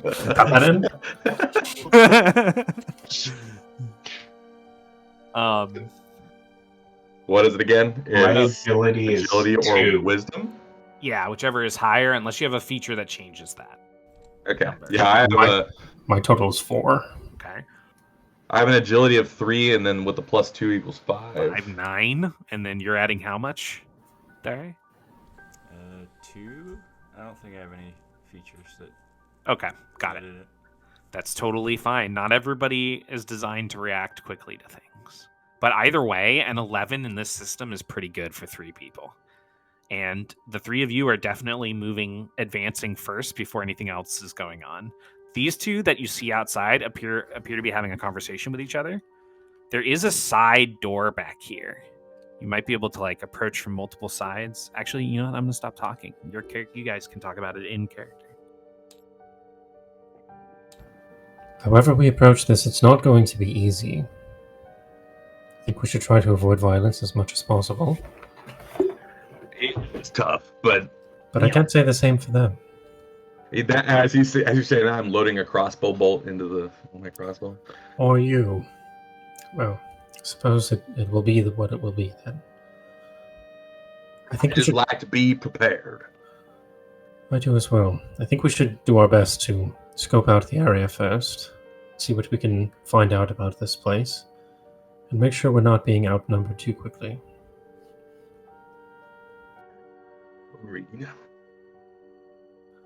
Wow. Would you guys like to spend this first turn making rolls to like check out the area? Yes. Yeah, I'm gonna look for. I'm gonna try to look out for more people. Okay. If possible.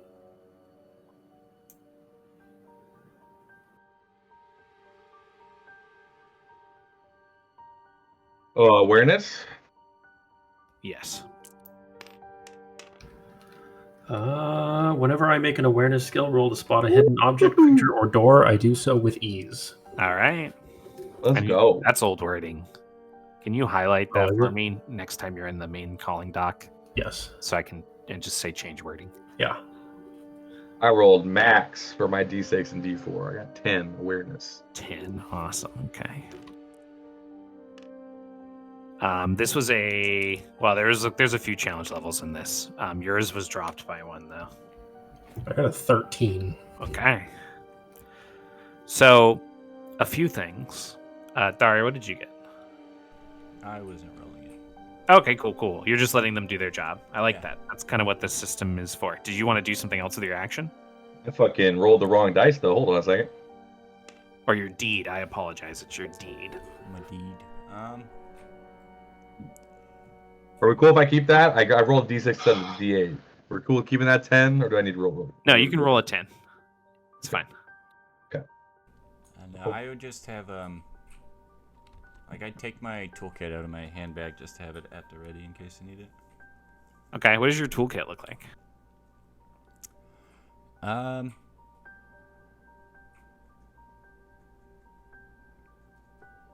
This is probably just like a little leather-bound, almost like something you'd get as like fixing small components kind of toolkit, but it's, you know, leather-bound and has various things that you wouldn't expect for like fixing everything. Like I could probably do watch work with it, but I could do bigger, more industrial stuff, like just very slowly with the components I have. Alright. You pull out your toolkit and you crouch down with them on either side of you. As you guys are looking at this building, you both notice that off to the side at the far back point of the building, I wish there was a ping button. Is there a ping button? Tab. Tab. So, like, off to this side, going deeper into the woods, is a group of people. It looks like it's like 6 people that are carrying something large and bulky, like a crate. From this distance, it's hard to tell, Charlotte, or for either of you, because both of you are noticing this. And there's another person following behind them. They're about 10 feet back, and they're just following them away. Other than that, you're not noticing any activity inside of the building, but both of you can hear some voices from inside, and Daria, you actually hear that too. So you guys know that there's definitely people inside. Jensen, these two that are outside, they appear to be arguing with each other. They're upset with each other about something. It's hard to tell what, but they're clearly, like, mad at each other. And Charlotte, you notice at the back here, on the other side of this tree, like half tree mound, there appears to be a door. It looks like the edge of a door, maybe covered by a tarp that has had like dirt and twigs kicked over it. It looks like it might lead into a basement. Yeah, I'll point that out. I'll kind of like tap each of them on the arm and say, "There's some sort of hidden door on the backside of that building there, underneath the tarp. Do you see it?" Yep. It looks like we part of the group is leaving already, so we won't be so overwhelmed. But this will probably not be our last stop on this hunt. I say we go into that door you just spotted. It's definitely unguarded. It should go for something. You two should go for that door separate of me, because I'm not so good at keeping quiet sometimes. So I'll be ready to fight with these two idiots out here who are not agreeing on whatever the fuck they're talking about. And if they happen to see me, they don't see you two. So are you going to like openly approach them? Or are you going to try to No. Okay. I'm going to let them, what I'm trying to do is I'm going to let those two stealth towards that door first without me. And then I'm going to wait for like a 30 seconds or a minute. Okay, so that got it. I'm spotted because I'm fat and clunky and have chains all over the place. Okay, cool. Doesn't exactly ring stealth. I need stealth rolls from both of you. They have these stealth rolls are a challenge level of. They're a challenge level of 4, but they're going to go down to a challenge level of 3 because they definitely are getting an easy because these two guys are arguing with each other and they're the ones that are supposed to be keeping watch. Don't forget, guys, that can stack. It can't stack on contested rolls, but if I'm giving you a challenge level, even if I say something makes it easy, you can knock that shit down, right? You can knock that shit down with an ability too. Okay, cool. Yeah, I'm going as we start moving forward. I'm going to like as the doctor goes to like take a step, I'm just gonna like grab his arm super hard, and I'm gonna say, "Watch for the twigs. They're quite loud." And I'm gonna spend a reaction. I'm going to make your check easy with words of encouragement. What does that do? It reduces the difficulty level of your check by 1 stage tier. Yeah, it makes it easy. Yeah. So Cool. And I gotta make one too. so now you're rolling a challenge level like 2. So you just need to hit like a 3. Well, I did hit a 5, so Good, perfect. So I you got a literally got saved because you would have had to hit a 6, and you got a 9. Mm-hmm. Awesome. So the two of you, what's your movement? I have 2 range bands. Okay. Fuck. Probably 2. I think it's My 1 math. for each of your agility, if I remember correctly. Then I have 3. So they move forward. You would have to wait another turn cycle So that's fine. for them to get to the That's what we're doing. door and uncover it. Would you like to do anything with that deed? Would you like to make any With roll? my deed? Yeah, while they're finishing getting around the corner and opening the door. I don't know. Okay, that's don't know. fine. That's totally Yeah, fine. nothing. Do you want to make an awareness check on them to maybe try to see if they're armed? Yes, that's exactly what I want to do. Actually, how are they armed, and what if they are armed? What's your ranks in awareness? 0. I got a D and a D4. Okay, go ahead. This is a challenge level 6, or not 6, 3. Sorry. 7. 7. All right, you're fine. So looking them over, it looks like each of them has a pepper box at their side, which they're going to be able to fire at you at least once with. And one of them has like a hatchet that he's sat down on the bodies under the tarp, because him and this guy are starting to like shove each other now. The other one looks like he has like a rusted, like hook-bladed dagger stuck into the back of his belt. That ain't nothing, I say to myself under my breath. Are you still not moving? Not until the next. I want them to make sure that they get to the door. Okay. Before, basically around that corner. I want to get around the corner so Okay. they can't be out of sight. All right, really quick before we get to you guys at the door, Josh. You hear some movement up top. There isn't anything noticeable on their turns, which did happen in between you guys and Josh, because Josh's was pretty low, but he would have a turn before you guys try to open the thing. So as you step out, looking around you, you're in a small square room. You don't see your things anywhere. Looking out, there's a connecting room. There's a staircase that looks like it goes up into a tight space that's like the bottom level of the level 1 of the actual building. And also, as you look back, you see what looks like buried behind some shelves might be like a short staircase that leads to like one of those like classic trap door basement doors that's on the outside of a house in like the Midwest, or in this case here. So I've made it out of the cage then. Yes.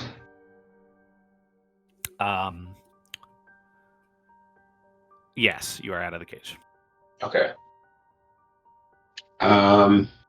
You've stepped out. You haven't used your move yet, and you haven't used your deed. I'll just use my move to I guess my move and my deed to sneak closer to the stairs to try and go up. You want to go up into the building? Yeah. As you're looking around, you see that a dagger has been left out on the center table. It's like stuck into a stick of butter. It's not. This is like a kitchen knife, really, but it would essentially be like a light weapon that could be held or thrown. Um. There's also a pair of boots that are like muddy sitting off to the side. Sweet. I will grab the pair of boots and put those on. Okay, sure. No longer nude. No, No longer nude. Exactly. Not I don't do full nude. You gotta keep the feet covered. No feet pics. No feet pics. Not for free. Not for free. Anything but the feet. If this gets a lot of people viewing it, people are just gonna start messaging us asking for feet pics now. Oh no. Once It's a bad that video- start. Or a good start. Maybe this will fund our Etsy shop. Actually, feet pics. Right? Sweater that's just like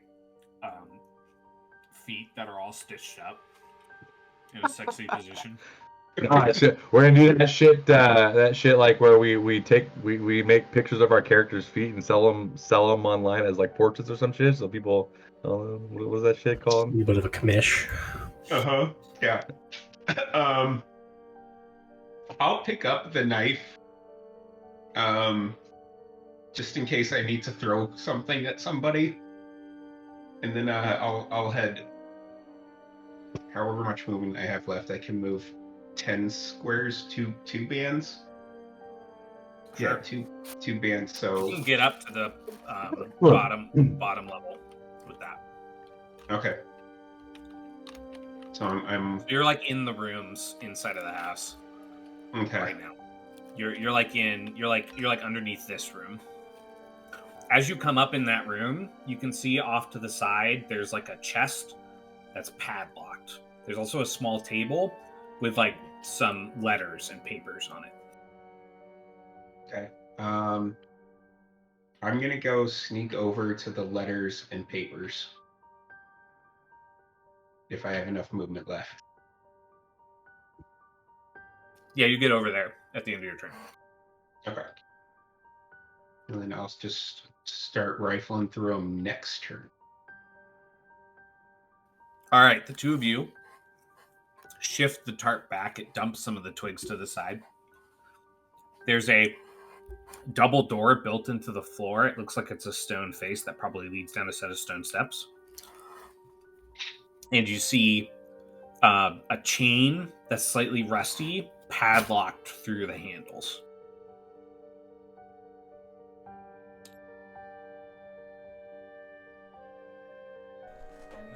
Can I try and pick the padlock? Absolutely. That's going to be a challenge level 4. Which is a 9 to beat. So I have a feature that says I can use my toolkit to attempt to pick a lock. When you attempt to pick a lock using your toolkit, you make a mechanics roll instead of sleight of hand. All right.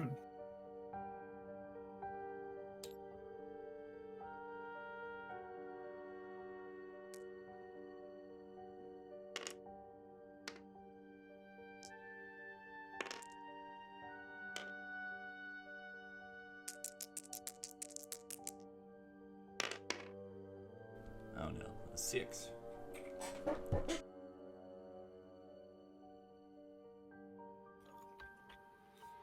Unfortunately, it catches. None of your implements break, but you're not getting through this the way you normally like to. It seems this lock is too rusty, or I am not skilled enough to pick it. Well, that's certainly a shame. If only we had someone large and powerful to help us break this, but I believe he may be indisposed. Perhaps we can... Want to peek around the corner? You've only moved a little bit this turn. So, yeah, I'll just kind of peek around the corner. when you peek around the corner, you see he's still crouched where he was. He's got the crossbow at the ready. Gotcha. Perhaps we can leverage something in here. This chain is quite rusty. Maybe it might just break if we give it enough force. Worst comes to worst, we call over our friend and see what he can do. Do you have anything to get leverage. Well, I could certainly try this, and I'm just gonna. Can I shove like my cane through one of the chains Yeah, definitely. and just try to rent Strength it? Yeah, Sure. That's going to be a challenge level 5. yeah. This is not gonna go well. That's a 12. Can you even hit that? I can't even hit that. Yeah.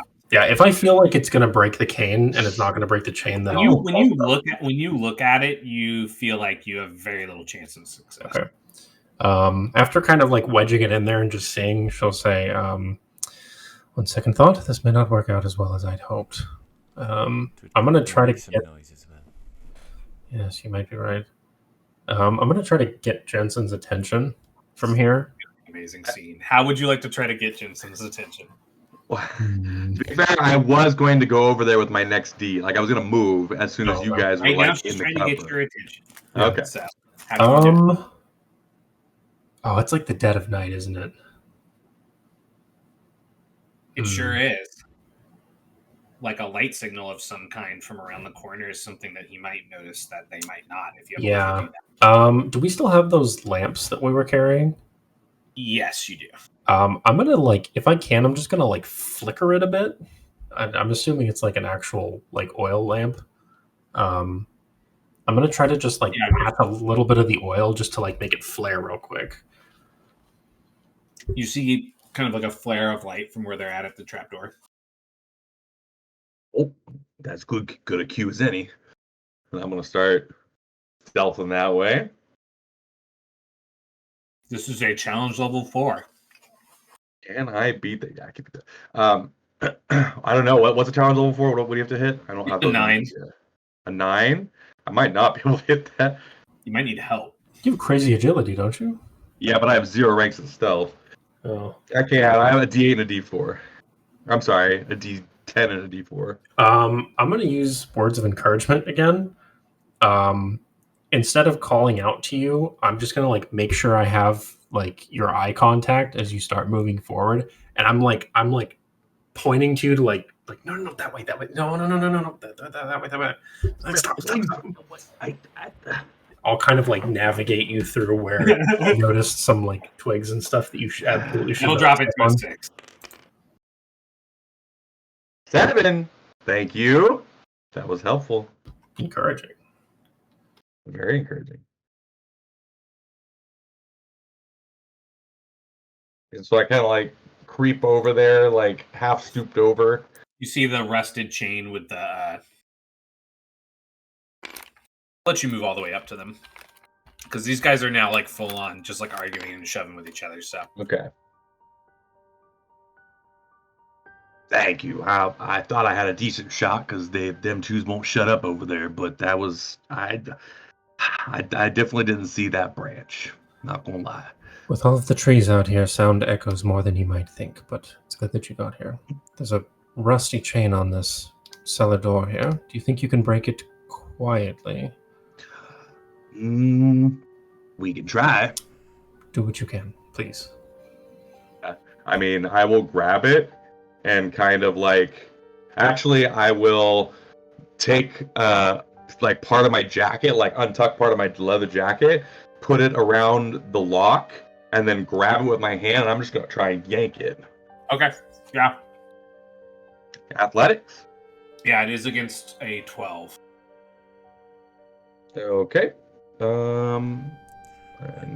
say I'm just holding one of the side chains just so it doesn't slap the ground or anything. Sure. That's what I was trying to do with my leathers. I was trying to dampen the noise. Seeing you do that, I would hold on to one of the chains. Yeah. I'll keep watch around that corner again as you do it.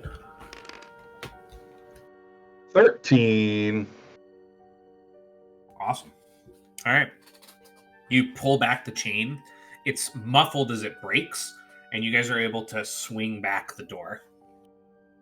They gotta take care of their shit better. Very nice work. Let's tread carefully. We don't want to alert anyone if we don't have to. But we should be at the ready. Absolutely. After you. I'll put the crossbow back on my back and just have the sword in hand. Jensen, as you head down, you're at the edge of kind of a long communal room. You can see off to the side there's a room that's kind of built like a cage. And on the other side of the rounded end, there is another opening that leads to a small room. And just briefly, as you gaze around the room to the right of those openings, you see a set of steps that look like they lead up into the building. And just briefly, as you look, you catch the bare ass and pale pair of legs of what appears to be a naked man. Well, I'm gonna like have started to move forward, stopped when I saw that, and like moved back to where I started from, out of sight. I'm like, well, there's someone only quaking in the boots, and literally just the boots at the top of these stairs. That makes sense. That checks out. Stripped of their possessions. Probably put in that cage over there. I would imagine they've only just escaped. Right. This probably and I'll nod at the doctor. Matt, I'm gonna ask a question, alright? Yeah, sure. This Do always I- goes well. Do I recognize those cheeks?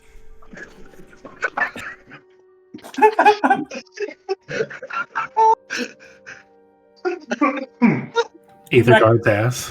You recognize the stitching. Also, the skin is like, it's unhealthily pale, so it's like shimmering.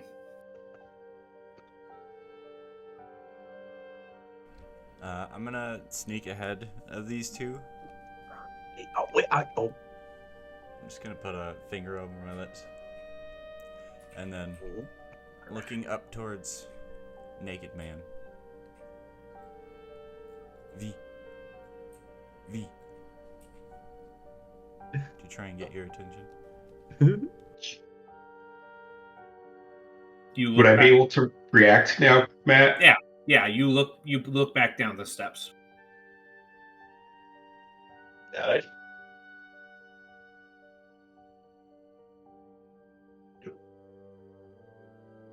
I'll sneak back down. V, as you walk down the steps, you see two strangers behind Tare. Jensen, as you look across, you see the naked man in just his boots step down and come into the candlelight. Josh, why don't you go ahead and describe your character? He is naked except for his boots. I am, yeah. So you would see that, like Matt said, my skin's very unhealthy, pale look to it, and you would see that my body is just covered in stitches all over the place. If you looked really closely, you might see that there's even some slight difference in skin tones on parts of my stitches other than others. Good Lord. Jensen, as you say that, you have a very clear thought in your mind. You've never seen a zombie wear boots before. And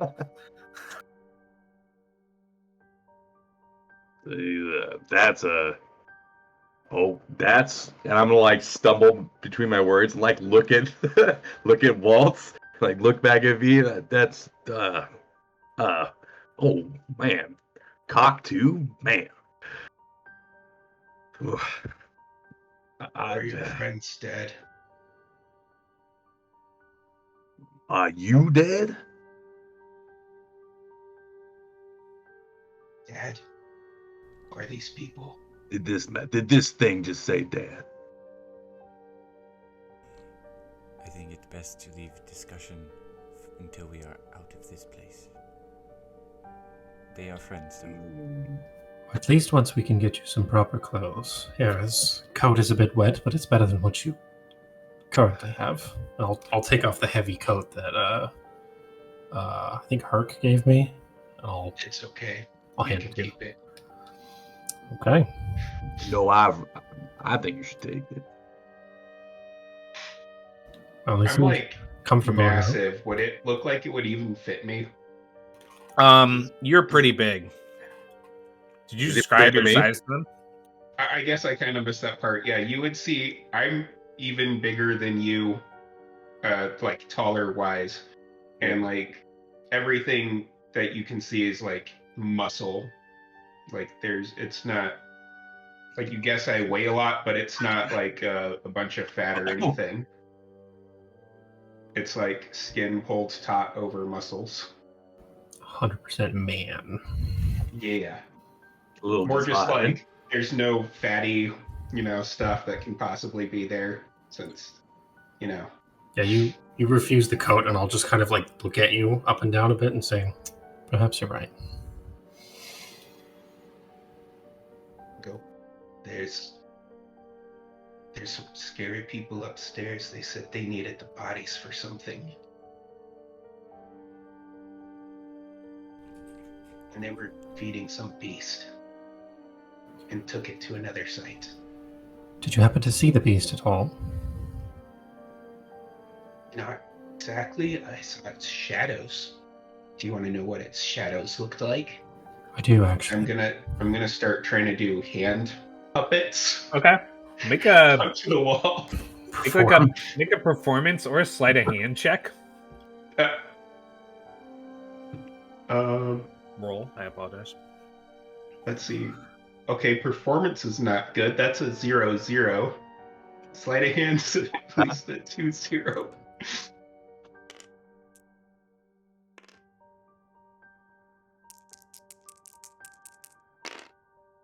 11. That was really good. Yeah. Yeah, what do you make it look like?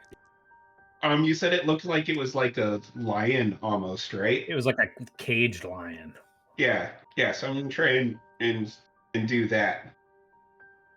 Yeah, you make it look like a caged lion. A large cat of some sort. That's certainly interesting. I have to wonder if that's something they took from the local wildlife out here, or something that was, well, let's say imported, for lack of a better term. I don't know, but they were feeding their whole things to it. What kind of idiot eats more than just the brains?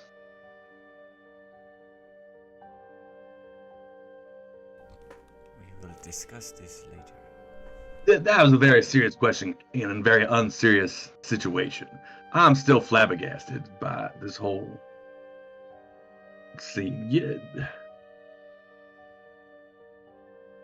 Okay. We go beat some information out of them.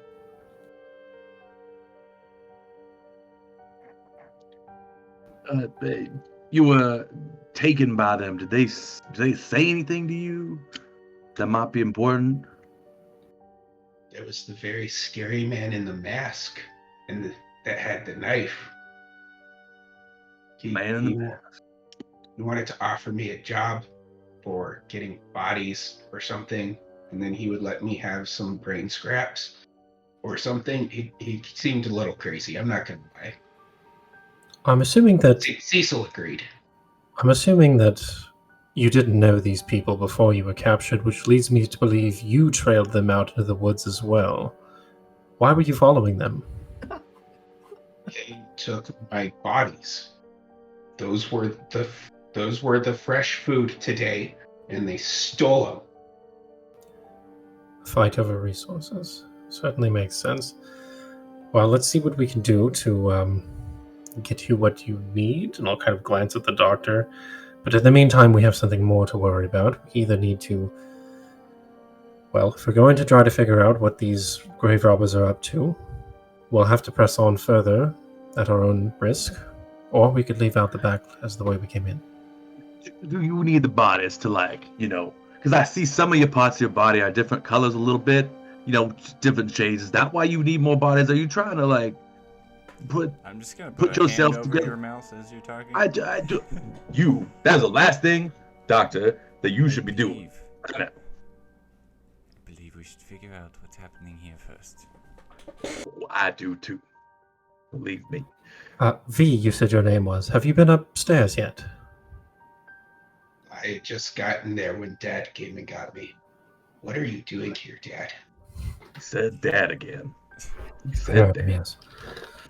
Someone back in town was offering us a job to figure out where bodies were going.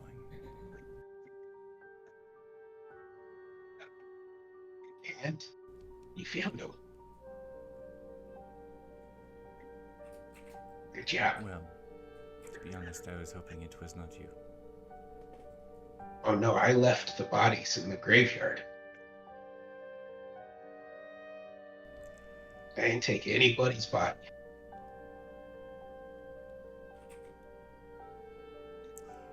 But in Just order the to do this brains. job, I think we need to deal with these people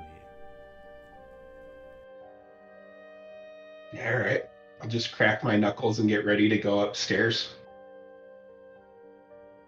Perhaps we could lead them all outside with a sort of distraction, then bottleneck them in at one entrance while we lock the others. If we're going the brutish route, that is. Otherwise, we could find a way to keep them away from the first floor, search it for whatever happens to be there. We might find some information. I think that may be the better route.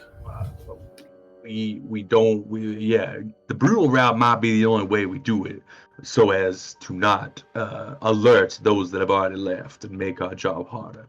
So, yes, we should be quick and we should be brutal. Something tells me you'll be good at both of those things. Yes. And if you wish to be brutal, I wish you the best of luck.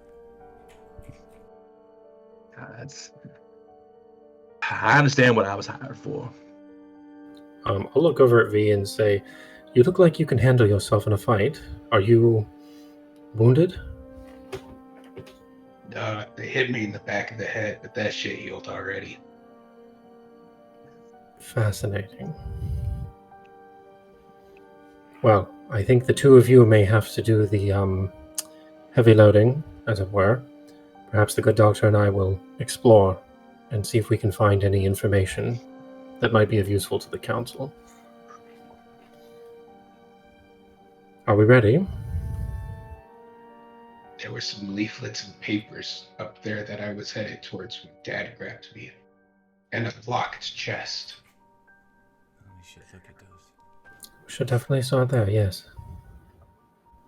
And V, I know we don't see eye to eye, but do be careful.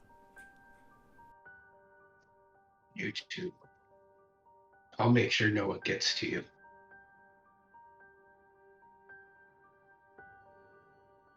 And I'll start heading up.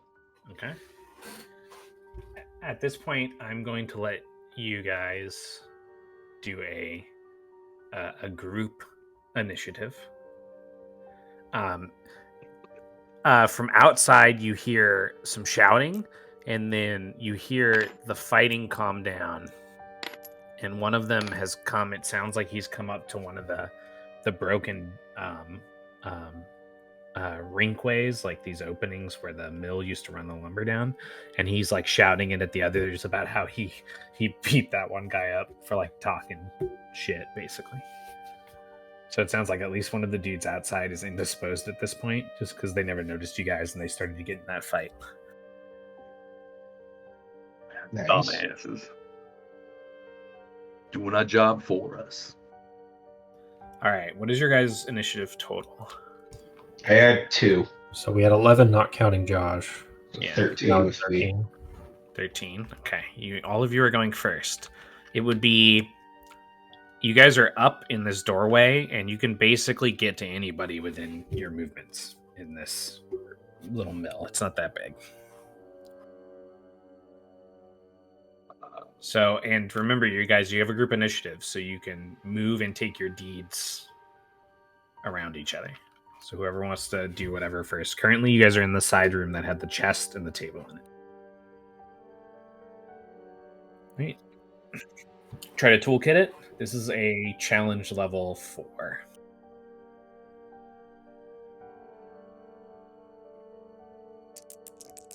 Which room do we come out of? The one like this one?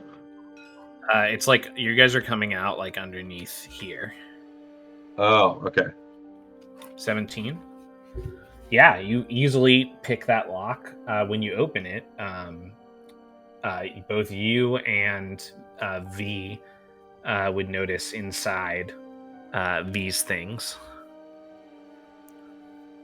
Most of them, anyways. It's most of your belongings. It looks like it's possible some of them divvied up some of your stuff, but it is your clothes. We're in the chest. And then like your spoon. Do you describe your spoon as they see it? Because it's at the top of everything. Okay, so you guys would see a very high-end silver spoon with a very intricate detailing of a skull on the edge of the handle, and the bowl of it is also kind of shaped in a skull. Oh, good. I didn't take my spoon. I'll put on my clothes and put my spoon in my pocket. Would probably take your deed for the first turn to like dress yourself. Dressing yourself would take like time. Yeah, that's a good point. I'm going to worry about that later. All right. I'm just going to pat my spoon and say, stay safe. I'm going to, can I hear that there are people above me? Yeah, you can hear somebody walking above you. It's actually like a pretty thin... flooring? Yeah. Okay, perfect. That's actually exactly what I wanted to hear from you. I am going to step out to under where I can hear the walking, and I'm just going to like punch down with my arms kind of behind my back and just leap straight up to go through the floor. Okay, sure. This is going to be an athletics roll. I am casting my other spell, Matt. Oh, okay. I don't know if that'll help the roll. It'll make it easy, so it'll go down to a 9. Okay. You guys notice a surge of energy go through him, and as he leaps, he seems to almost like take flight into the air.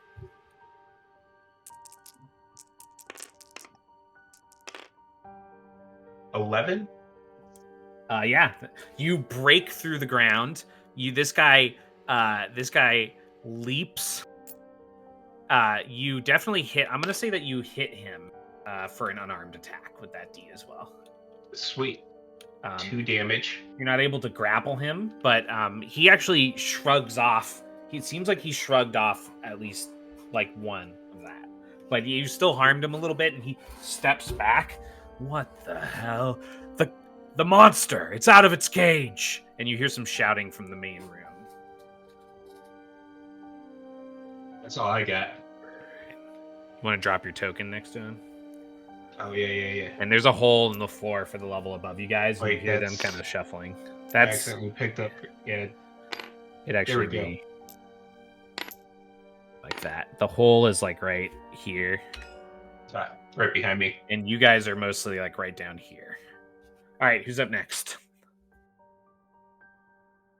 Well, Dad, good work, Doctor. I think that is impressive. And I'm gonna run towards the stairs because I can't do that. So Sure. I'm gonna. As you run through this opening, you would definitely notice these couple guys. Well, yep. And I'm gonna try. If are any of them like faced away from me? No, they turned to look that way because of Okay. what. Yeah, I mean, I'll run at one. And I'm just start swing my. I'll swing my scimitar at him. Okay, sure. You drive in with the scimitar. My offense. Plus, I have a +3 bonus to my offense. Check. That's a flat 3, right? Yes. Okay. 3. Oh, not all that. 17. Yeah. Okay. Yeah. He got a 4 on his dodge roll. So. What's your scimitar Uh, damage? So my scimitar it's a medium melee weapon. So it has 2 base damage, and mine it has a +1 bonus to its to the offense rolls, not to the damage. I'm sorry. So technically an 18. But All right. do I get that +3 to damage as well? No, I don't No. think so. Okay. No. Okay. But it does too, right? It does 2. He gets slashed across the chest. He stumbles back, looking down at his chest. You see the blood running down his chest. These guys aren't messing around. He kind of stumbles back a little bit as you do that, but you still have enough movement to just like press him down. Yeah. You're Alright. messing around with the wrong type of shit, sir. Inside of the room, I believe that Daria, you would still have some movement if you wanted to move somewhere else. And Charlotte, you haven't done anything, but No, the not shit yet. has hit the fan. Yeah. Sure. Yeah. Do you want to take cover but try to be able to see what's happening?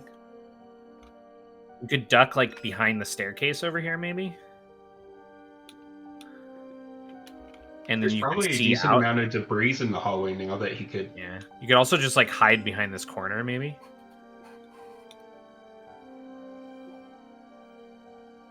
Okay. Yeah, sure.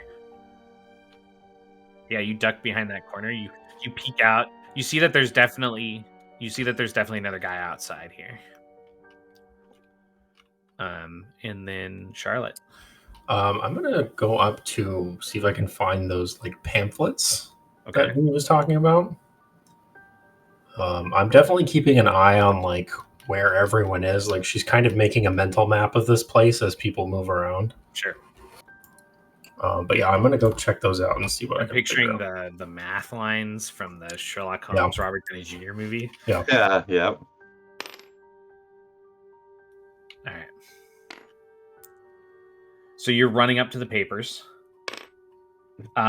You can tell that these papers are important, but they're like something you need to take time to study.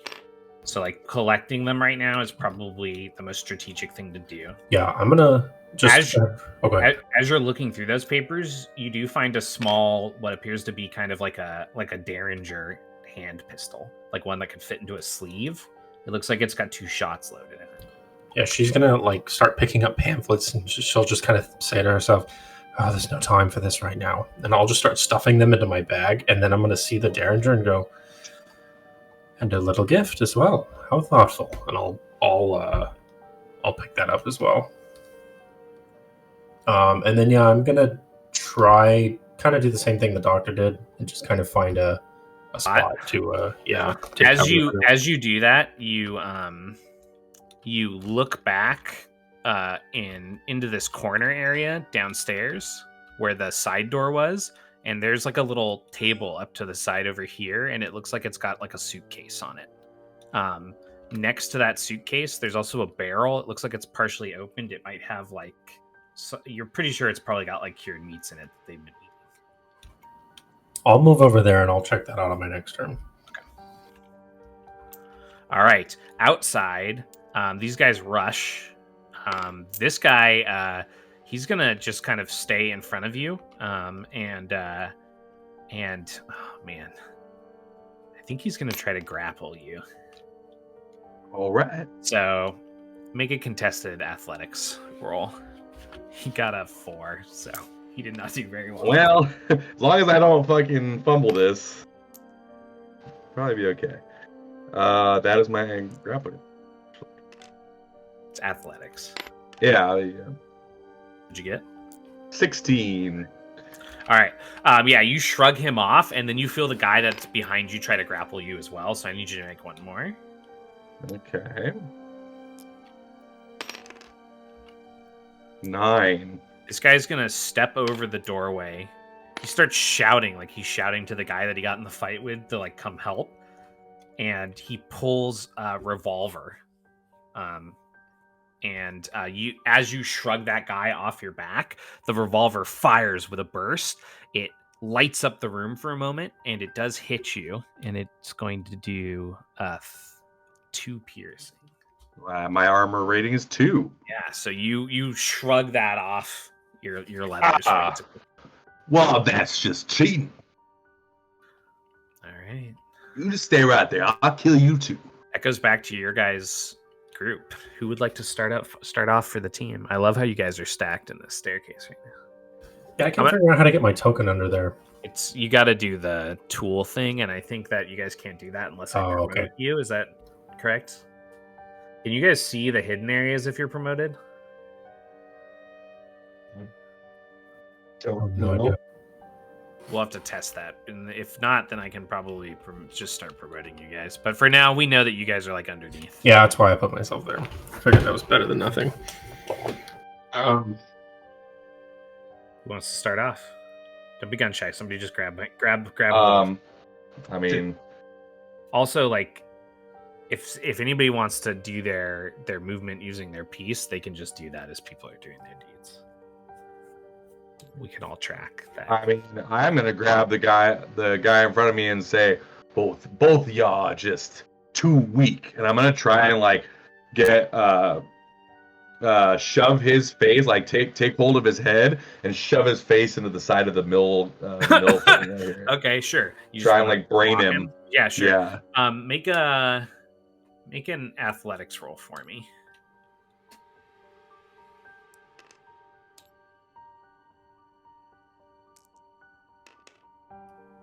Yeah, that was terrible. 7. 7. Well, you got a 4. You grab him by the head. You slam him down. I'm going to say that you deal 2 wounds to him, which goes through with 1 because he's shrugging off 1 wound every time it gets hit.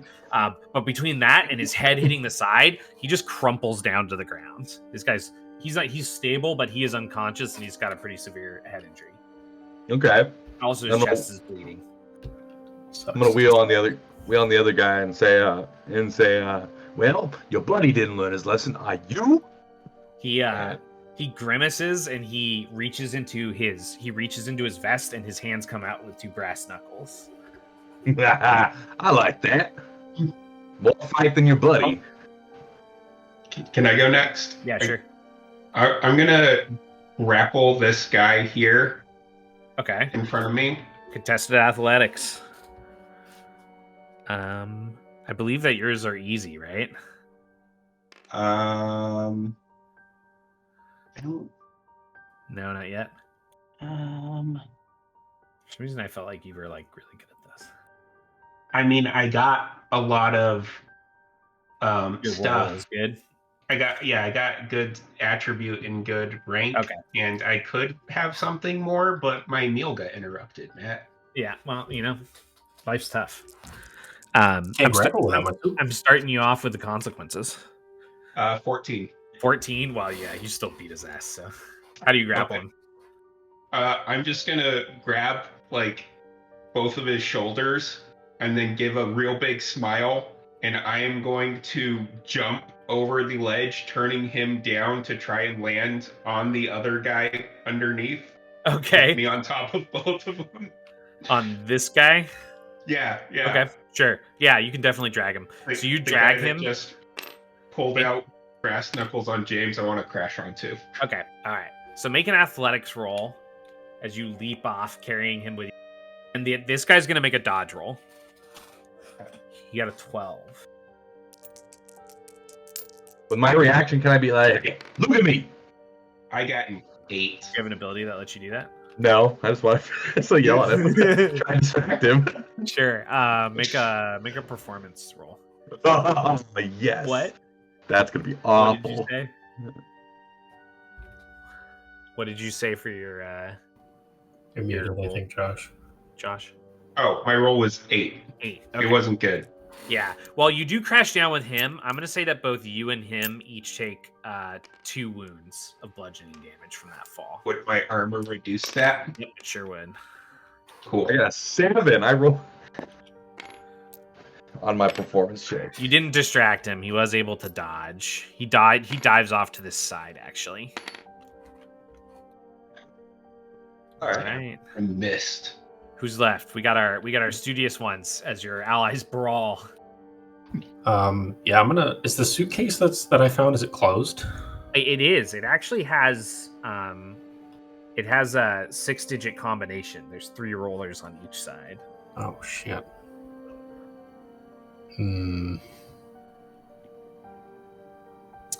Can I This do is a very old, clunky version of this. Right. But it's definitely rare to find a suitcase like this. Yeah.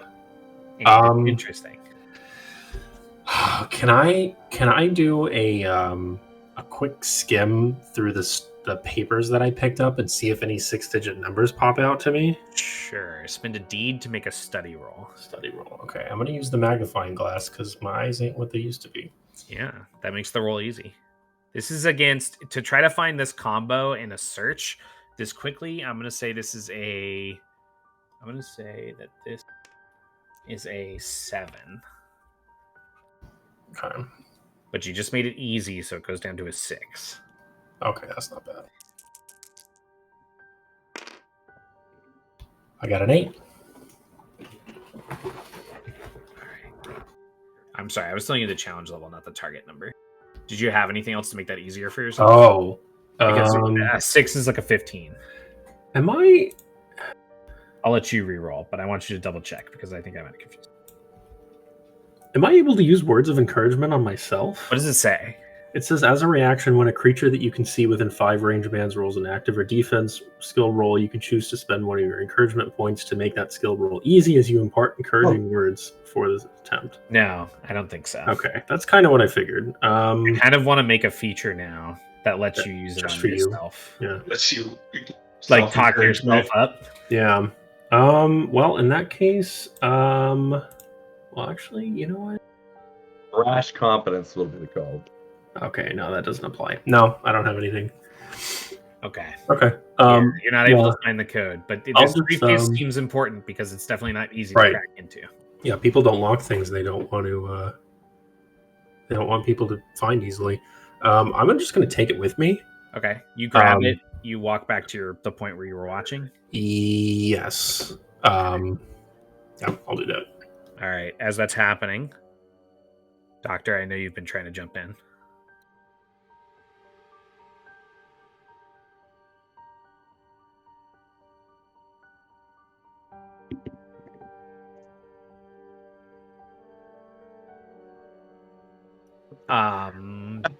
Definitely.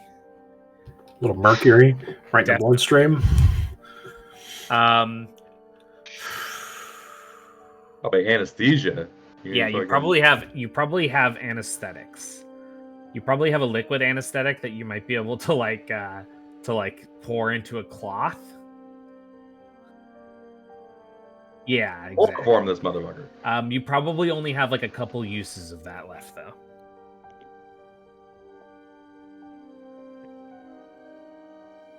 Find somewhere that sells chloroform.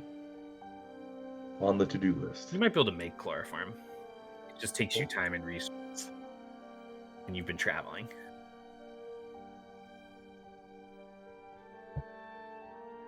Oh. Okay. Okay.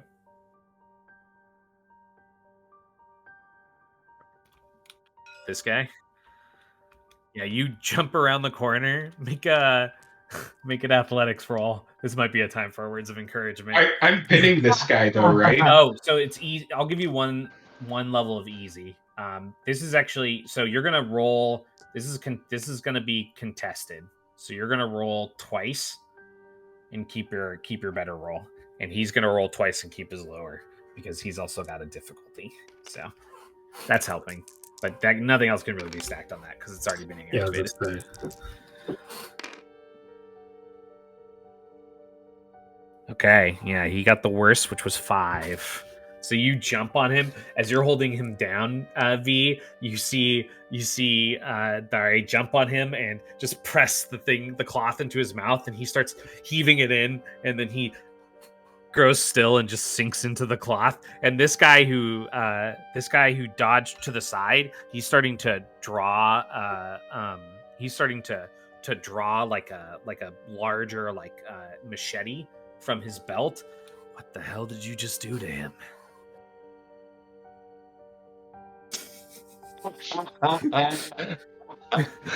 Yes.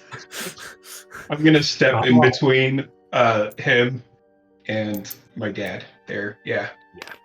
My dad. All right. I My think dad that's made everybody. Yeah, that's everybody, I believe. Uh-huh. So at the start of this guy is down. At the start of their turn, this guy steps up and he's going to fire another shot. This time, I think he's going to fire. He's going to fire it. He's going to fire at Jensen again. Yep. Dodge roll, Jensen. Did I not even roll a dodge roll last time? I think I No, didn't. he rolled super high.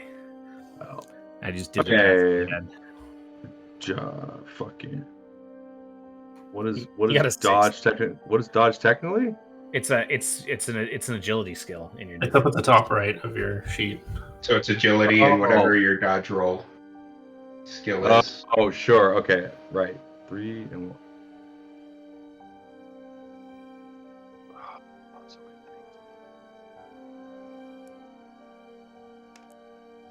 If it misses Jensen, would I have to dodge out of the way too?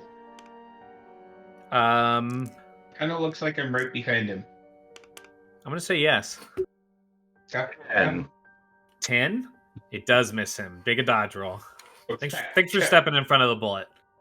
I like mean, it. I just It's more thematic that way. That's what I was thinking. Yeah, no, it makes sense. It's funny. That's a That makes sense. D8.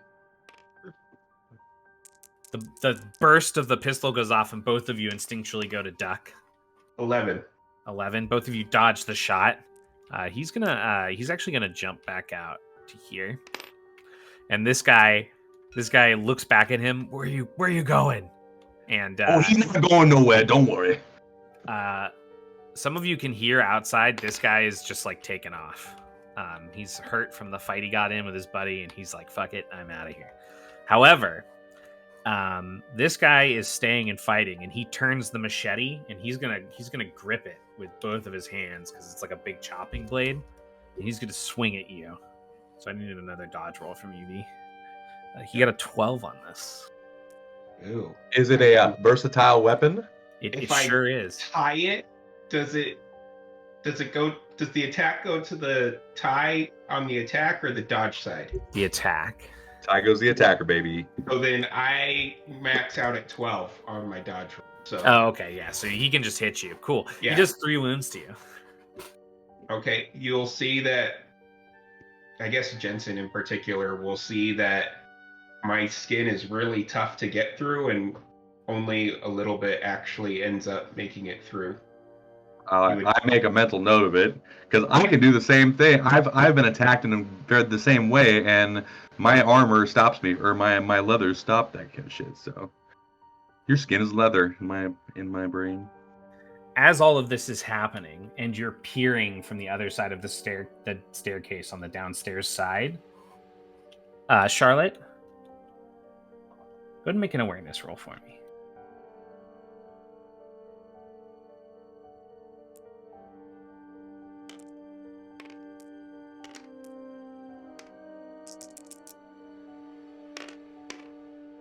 Seven. A hand grips your arm, squeezing tightly at it, and a voice rings out from behind you. You forgot about the backside door. That's the first thought that goes through your mind as the words start. I'm sorry, dear. I'm going to need my briefcase back. Let it go. A cold steel nips at your throat, and I won't have to slit your throat.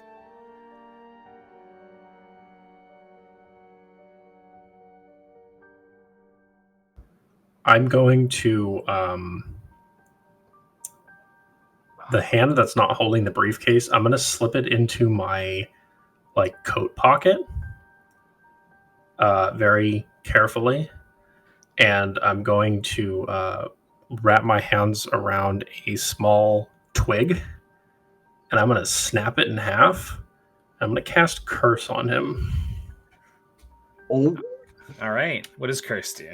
It reduces one of his attributes of my choice by 1 for a minute. I'm going to choose... Is he kind of he's like holding me, right? Yeah, he's grappled you. He stealthed up to you and he grappled you. But So you know he's probably got pretty decent brawn. Yeah, I'm gonna reduce his brawn by 1. Okay. All right. You cast curse. Does he get a roll against that? No, it just says it Okay. happens. Yep. And then, if possible, I'm going to try to slip out of his grasp. I don't know if we Okay. can do that now. Where's that Derringer? I'll let you use. That was definitely your deed. I'll let you Yeah. use your whole move to try to pull free. If you Okay. Yeah, I just want to not be. You try to pull free. So I'm gonna say you dropped his brawn. So you haven't technically stacked like an easy on this or anything, but you're rolling contested against his athletics right now, and his brawn has been reduced. Okay. Well, I don't think I have any. I don't think I have any bonuses I can apply here. I think it might just have to be a roll, just a flat roll. All right. It's gonna be rough. Well, he got a 8. Well, I can only tie then, or lose. Roll for me. Let's see if you tie. Let's go. Oh, I got a 7. You did initiate it, so I probably would have given it to you. Okay, fair enough. Because that's basically like attacking. But you are not able to pull free. Sure. This was technically on his turn. So as you fail, he'll say, "Wrong choice," and then he's going to drag the blade across your throat. Okay. That deals 3 wounds to your health wound threshold. I reduce one of it, and I have 1 health, or 1 threshold. You definitely drop to the ground. Fuck. You're choking on your blood as he grabs the briefcase, and before your vision starts to blur, you see him using the rest of his movement to step back through the back door. As that happens, however, we move into the party's turn, and Dare, you hear the thump and the struggle from behind as they're fighting.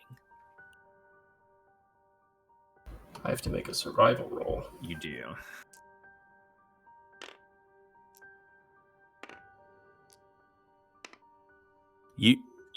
You move back. When you turn that corner, you see at the bottom of the staircase, you see Charlotte on the ground with one hand on her throat. And you also just barely catch his legs, like his feet, like leaving the doorway. Like, you know somebody's run out the side door.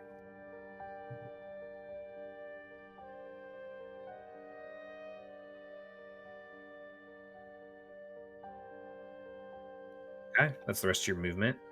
You kneel down. What would you like to try to do? What'd you get on your survival roll? I definitely failed it. I got a 2. Okay. It says failing to meet the target number ends with your character dying and entering their final words. Well, holy shit. Give it a second.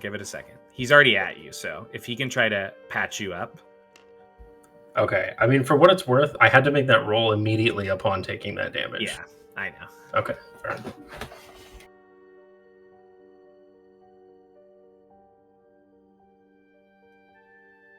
Yes.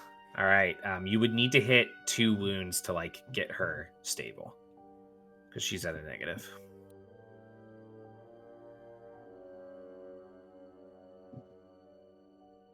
We got Jesse rolled. He's not even here. Yeah, the first Jesse roll of the campaign hit Stella. I mean, I'm doing what he would do, kind of, except for using cantrips. A medicine check versus 10.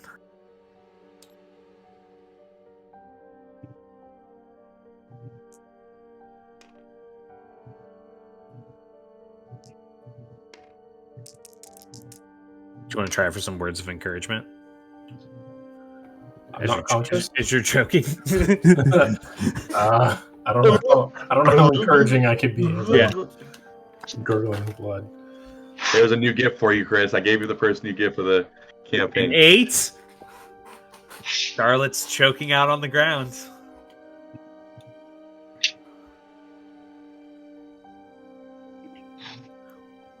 You're standing over her. You're holding her head up.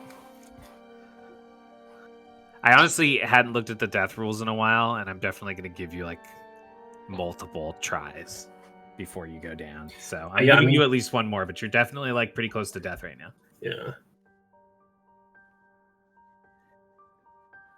That means you guys know for sure you have another try, and then Dare would have another try first, because Dare can go before you. So outside. Yeah, Neither of you have looked back because you're fucking dealing with the last two guys. Yeah. So Also, what you do? this guy right here, I brained, right? And then he gone too. He's down two. You're right. There's just one guy left. Yeah. Unless you want to chase after this guy who's running away. I'm 100% running after that guy. Yeah, you can chase him down. Yeah. You run big. You run fast for a puff gut. I'm. Yeah. So it's like that. I'm nice. Whatever. I'm going belly to flop off the track onto him. Yeah, actually, yes, I am going to body slam him. Okay, I love it. Make an athletics roll. Outside, straight Santa Claus. Oh no, you don't. You got a 5. His dodge roll. Perfect. Probably not going to be enough, unless I destroy it. Yep, 7.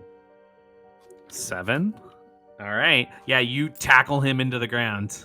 Run-ins for keyboards, bam. That does a couple wounds to him too. Because that would definitely do damage. So he takes 1. So he's looking relatively hurt. These guys aren't super tough. V. Sorry, I was supposed to say Vi for some reason. I didn't know you could hit spacebar to reset the camera. That's cool. Oh shit, I didn't know that either. You Shit. can also save camera views and then load them. Oh, that's cool. Shit, spacebar does work. Okay. How thick are the exterior walls?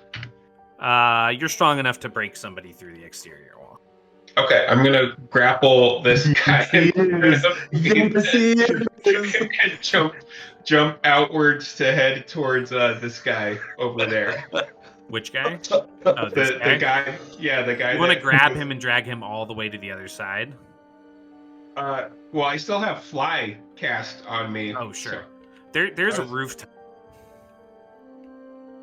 There's a what? There's a roof to the building. So what do you want to try to do? You want to try to fly him through this wall, right? Yeah. Okay. All right. You want to grab him. Start with a grapple, and then I'll let you use the move to fly through. But you know that's probably going to hurt you too. Yeah, that's fine. Could fly straight up through the ceiling and then drop his ass like 30 feet up. I have to land on the ground too. Okay. Never mind. Land on him. 8. Okay. Yeah. You scoop him up. You fly through this wall. Each of you takes 3.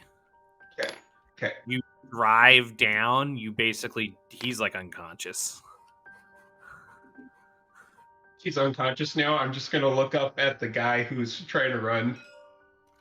And he's gonna stop and turn. This guy's already half mourning. He's got a black eye from that fight he had, and he's gonna drop like a hatchet that was in his hand, and he's gonna say, "Just take the cart, man. 3 fresh brains, man. I'm just gonna go, okay?" I'm gonna look around for the cart. Yeah, it's right. It's like right over here against the wall. There will be a feast tonight. And I'm just gonna. I'm not gonna do anything yet, but I might still go after him. All right, make an awareness. That's all I roll got for this me. turn. Make an awareness roll for me. Awareness roll? Yeah. That's as good as D12 and a D8. Make a dodge roll for me, because on their turn there is one guy left. This guy's gonna just keep running. And this guy is going to attempt to attack you. Sure. Awareness roll of 8, Matt. All right, you don't notice anything else while you're outside. This guy's definitely booking it away from you. He dropped the hatchet on the ground over here. Okay, cool. What'd you get in your dodge roll, sir? Oh, shit. Oh, I need to make a dodge roll. My bad.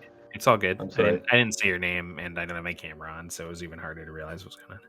For some reason, my camera will just not work. 3 and 1.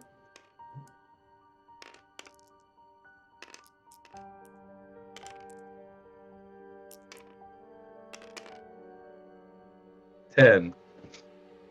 10? All right, yeah, you easily dodge his attack. He's not even going to try to disengage with you. He's just going to stay there and hope that you don't kill him. It is the top of your guys' turn. Let's start with the doctor and the writer.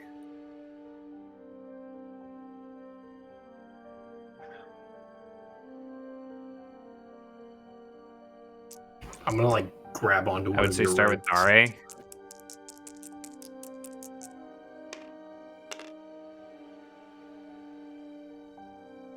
All right. How does your patch up work? Should you tell them about some of your features?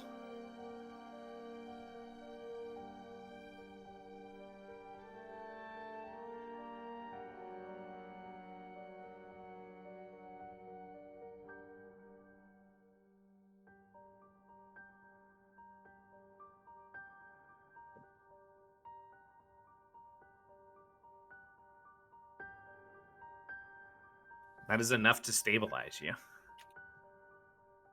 I'm going to say that you're conscious, but you've lost your deed, so you can talk and you can move. Did the guy leave? Yeah, he ran away. He took the suitcase and left. Yeah. Okay. And he was not noticed by your ally outside, unfortunately. Yeah, I'm gonna like grab onto your wrist and then I'm gonna point out the back door and say, "Their leader took the suitcase. It's clearly important." He's like had to tie like probably something around your neck at this point.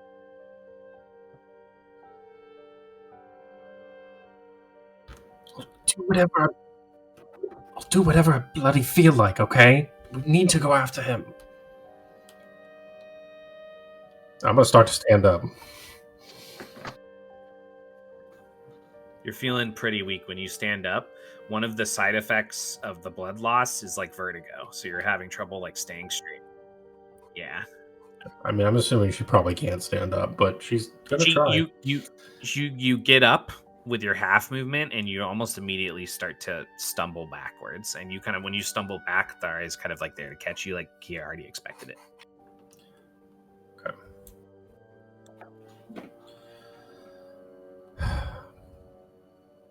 Fine. What about the others? They are still fighting out front. Then we should help. I'm going to say that together you could walk around this corner. And as you get around that corner, it's just in time to see at this doorway. I'm gonna smash this guy's head into the wall, and then like to daze him, and then I'm gonna try to put a chain around his hands. That's what I want to try. So all you guys see is the end of the track, and then you hear this like loud grunting roar as he comes up into view, lifting this guy like whole body because he's grappled. Go ahead and make another athletics roll for me.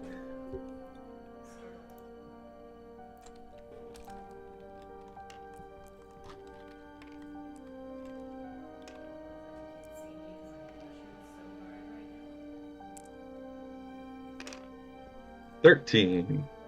Yeah, you full body slam this. It is enough wounds to take him down. His head hits the track, and there's kind of this rusty I'm not release. trying to kill him. This is a guy I want to question. Yeah. I want to try and there's question. kind of this rusty release on the track, and you're able to wrap the chains around him, and he's kind of like in a sitting position with his arms up over his head, tied to the end of the track right now. Good doctor and Miss Price. I believe we have someone to get some. And he'll like stop as he sees them and throw it. Miss Price, are you? So just kind of What happened? yeah. Are you okay? Are we Yes, I'm all right. I'm just fine. She is okay? anything but alright. Well, those are two conflicting answers. That is just my professional opinion as a doctor. Well, your professional opinion as a doctor is in question right now too, sir. I hope you know that. But I'll take your word for it. We do have someone hopefully to give us some information here, because you would like to not die, right? And I'll kind of like pop his head a little bit, like. Well, one sec. Before you can start doing that, VV, you're outside. That guy's he's run pretty far at this point, but you could still catch him if you wanted. He's like out in the trees now. You can see through the opening of the building that they have stopped. It looks like she may have been hurt, and it looks like a prisoner has been captured. Well, 2 now because one of them was only chloroformed, Yeah, that's true. which could kill him. If Chloroformed guy's going to be out for a while, and nobody's checked his pulse. So Yeah. Yeah. Seeing that the lady was injured and it seems to be wrapping up, the most effort I'm going to make is I'm going to go grab the kid's hatchet and then try and chuck it into him. Oh, okay. Yeah. You walk over and grab the hatchet. That's it's a light melee weapon.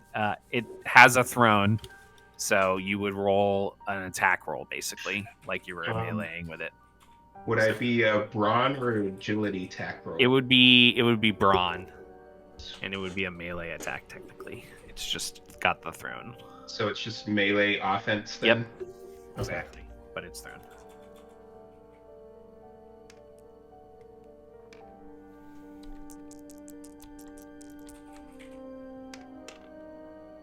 Nine. Yeah. You see the hatchet hit him in the back, and he cries out in pain and stumbles down somewhere in the woods in the mud. That ought to do it. And then I'll jump back through the hole. All right, we're out of combat. Dare, do you want to try to patch up one more time? Yeah. I mean, my wound threshold is 1. Yeah, but So I don't think you can restore anymore, like mechanically. yeah, technically you're at 1. But I'll say that like another Like, successful one. Clear up the bandages, Yeah. make sure they're fresh and Make are a- gonna hold for a while. So like you basically force her to sit in one of the chairs, and just make a medicine roll. This is a challenge level of 5. Oh, no, that's a 7. Okay. Well, you're not able to fully patch it up. You need to get her. She can walk now with assistance, but you need to get her back to like the inn or somewhere where you can spend like time working on her. Would I be able to drink something? Yeah. He didn't slice open your throat. Right. He just kind of. He just I kind would advise against it. It will hurt quite painfully. I'll take it. And I'm gonna pull out a. I'm gonna pull out like a flask. It's not like a. It's not like an aluminum flask. It's probably made of like some kind of finished wood. And I'm just gonna. It's like pretty small. It's almost like 1 serving, and I'm just gonna pop it open and drink it. And I'm gonna drink my midday brew, which does increase my wound threshold by 1 for the day. Okay. Yeah, she'll obviously struggle to get it down, but she'll just kind of lean back on something afterwards and just kind of like massage the area around it. Sorry, when she does that, you kind of reach forward, and when you peel back some of those bandages a little bit, it appears that there is some unnatural healing going on. It's not really more effective than what you did when you successfully got the wounds to stop bleeding, at least. But it's something that you would have needed to apply like something to the wound and let it sit for a while. And it seems I stand corrected. You very much should have drank that. I'm just going to kind of side-eye you and say, you have my utmost thanks, Doctor, for everything that you've done, but trust me, there are plenty of other things in this world beyond modern medicine. Of that I am aware.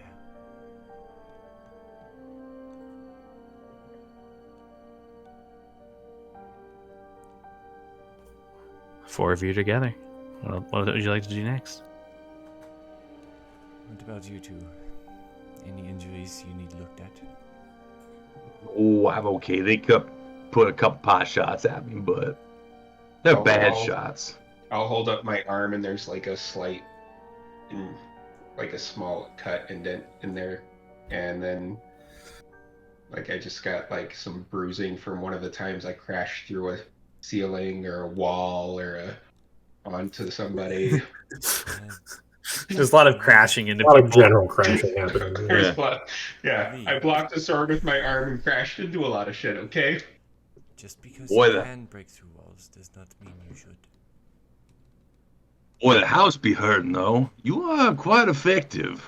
Even if I am a little discombobulated about you.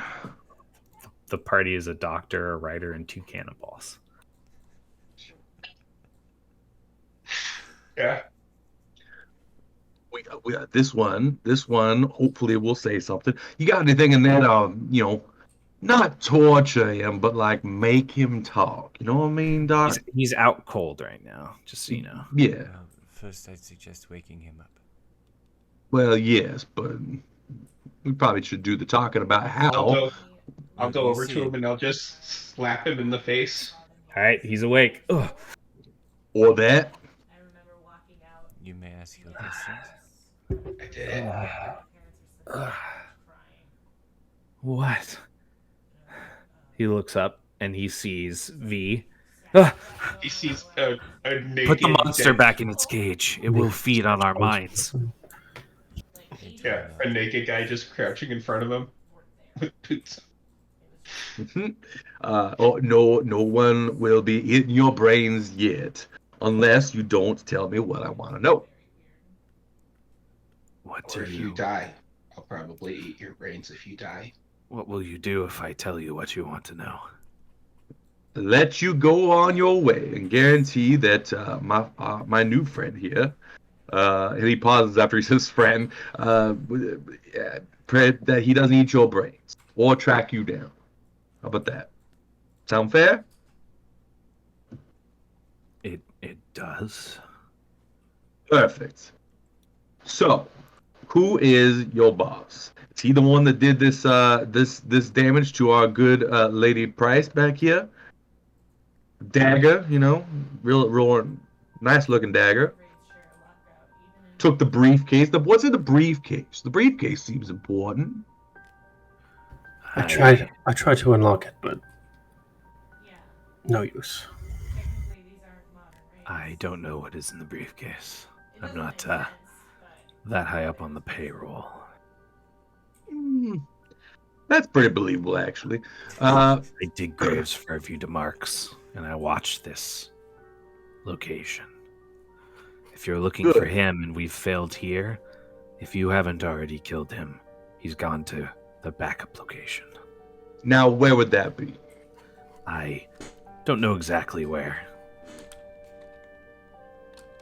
He must have said something, like, Make insight rolls. This is a mill. So, like, did he say something about another mill, or maybe an abandoned, farmhouse, something like that? Anything come to mind? Insight rolls, you said? Sorry, my speakers unplugged. My headphones unplugged. I got a 7. Did you say insight? I also got a 7. 6.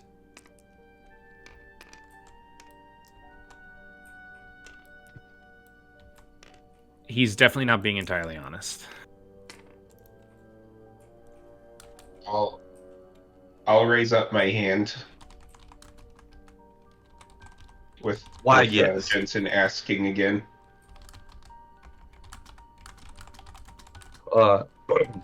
Yes. Something to add to this?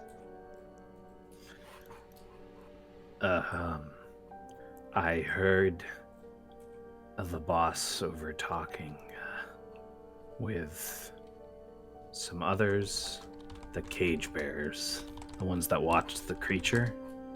Right. Whatever Creature. was That'll be down- next. Well, I never went down there. I wasn't allowed down there. Only he was, and the ones that watched it. They wore masks. Kind of like burlap sack masks. You did. I'll look at V and say, you did say something about scare a man in a mask.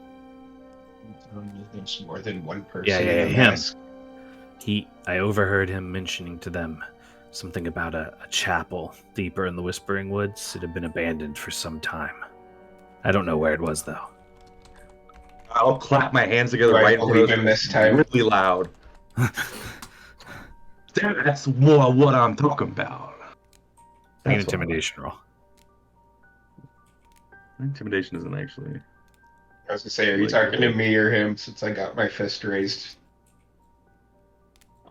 I am very bad at intimidation. But I get it one step easier, but I'm not exactly good at it. well, we'll try. I got 5. It seems somewhat effective. He's pretty scared of you. That is more along the lines of what I'm talking about. All right.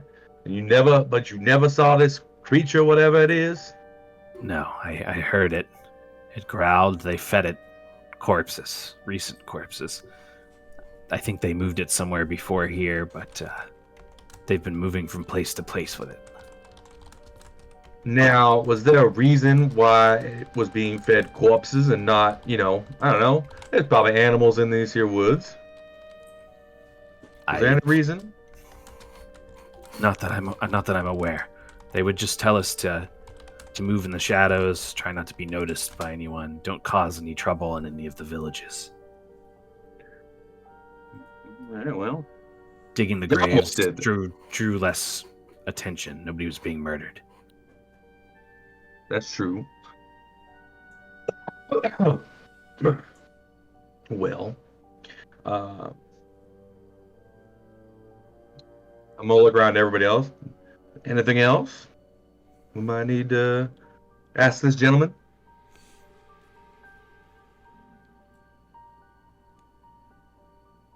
Who's the scarecrow guy?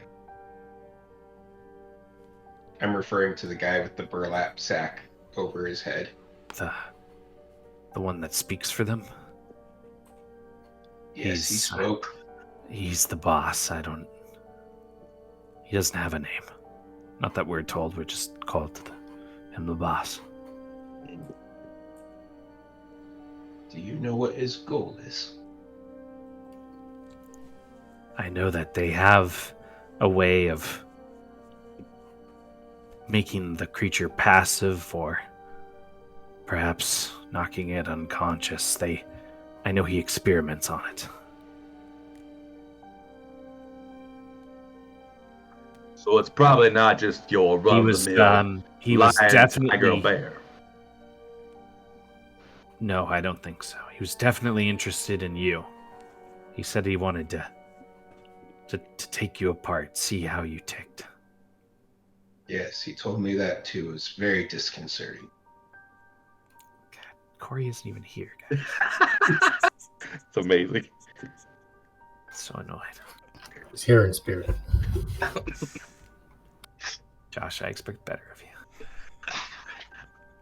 Nope, that's exactly what I expect. Is there an inside joke with disconcerting? Dude, Yeah, the player that you've literally never played with, who every campaign he finds a way to once have his character say that, because he had a character that would say that regularly as a catchphrase, and now he just fits it in at least once in every campaign, and it's Nice. just I cannot believe that you just did that out of the blue on me. fucking incredible. Episode 1. Great. Good stuff. Chapter 1. We're going with chapter. Chapter 1, I'm sorry. Chapter. Chapter 1. We're being stately and Victorian. Chapters and then volumes. True. And True, then because there are going to be arcs. Compendium. And then additions. Additions? We're going to play this exact campaign, but a little different? Some edits? Amazing. Anything else you guys want to ask him? If not, where are you going from here?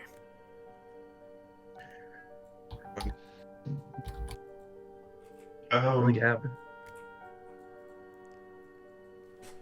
I'll look to Daracine. What should we do with him? Well, we should knock him out at the very least. I'll reel back my fist and just. Well, I told him you wouldn't kill him, and I told him you wouldn't eat his brains. And That I'm is, making my word. That does not require a roll. He is helpless. You just knock him out. God, it's okay. Well, He's stable. He's just unconscious. I didn't No. kill him. This You one All said untie nothing his about hands. knocking needs out. to get further treatment. Yeah. I'll untie his hands. Leave him there. I will quickly check the pulse of the guy I used chloroform on. he's breathing. It's a little shallow, but that's to be expected. Alright, he should be fine as well. Do you guys want to search them? Yes. I will search the guy in front of him. I'm You gonna do- go back to my chest and get my shit. Okay, yeah. I would Get like dressed. to continue searching the mill to see if there's any Okay. other information I can find on what they were Make a doing. study roll. Those of you that are checking bodies, make a study roll as well. V, you find your belongings. A couple of your things are not with your stuff, but if they roll well enough, they might find them on other people. I got 7.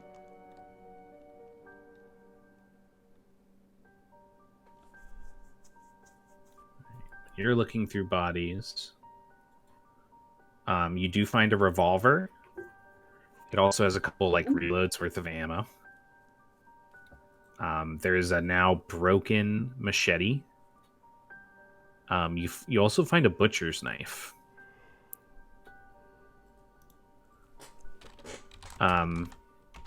Dare, what did you get?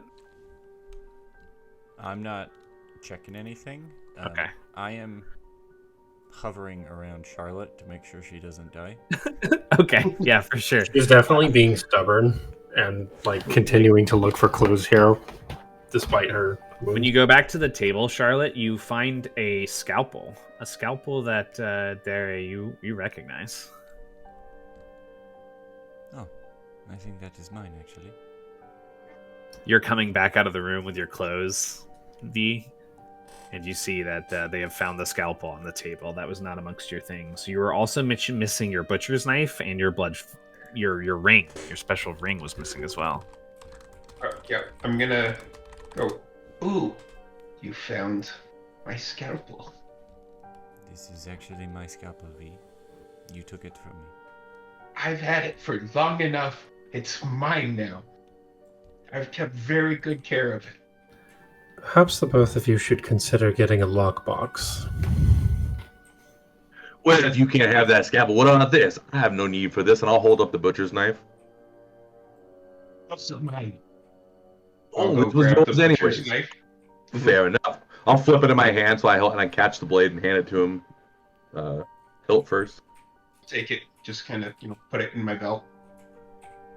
And then, did anybody find a ring? No. I'll keep my eye out for one. Okay, Um, I'm I gonna got go. I got a 12 with ease on my study roll. Okay.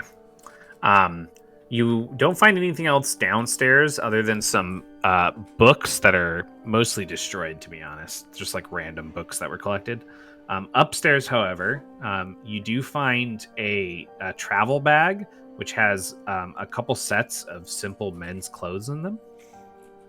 They look like that they would probably fit the doctor, but not the other two. Additionally, you find a canister of oil that looks like it would probably store like 10 refills of. It's like a gallon of oil for lamps.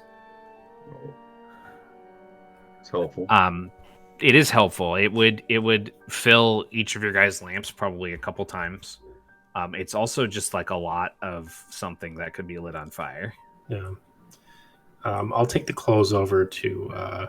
In the next room, when you walk around the corner, you find another locked foot locker, and you see that on the side table of the largest and most intact bed, you see an additional burlap sack mask, and next to it, you see a ring. Josh, do you want to describe what the ring looks like? Yeah, so it would be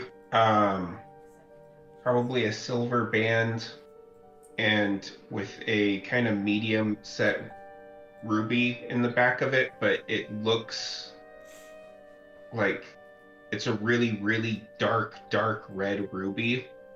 Almost the color like old blood.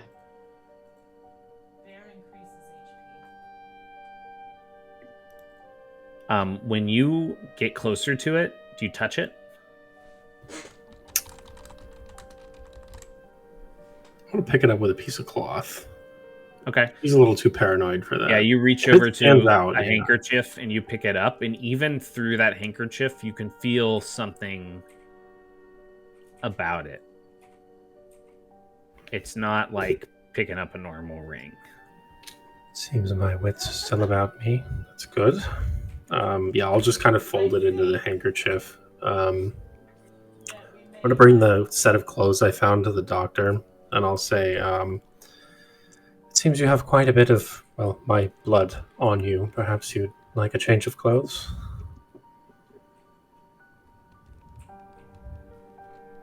I suppose these will do.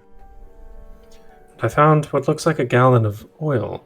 I think this might be good to take with us, if one of you two wouldn't mind carrying it. Hold on to it if you won't, ma'am. And I also found this. I'll hold out my palm and I'll carefully unfurl the handkerchief. There's definitely something Thank you. odd I'm gonna about it. grab it Oh, don't. Oh, all right. and put it back on my finger. I'm just gonna watch him very carefully. This is my ring. Well, you got a lot of stuff for a undead feller. If you don't mind me asking, V, what exactly does that ring do? I don't know. It's my ring. Fair enough. Do you feel any different now that you've put it on? Matt, just based off of the description of the ring in my inventory, I don't really know anything about what's going on with this ring, right? Nope. You don't. Like, I wouldn't feel any different.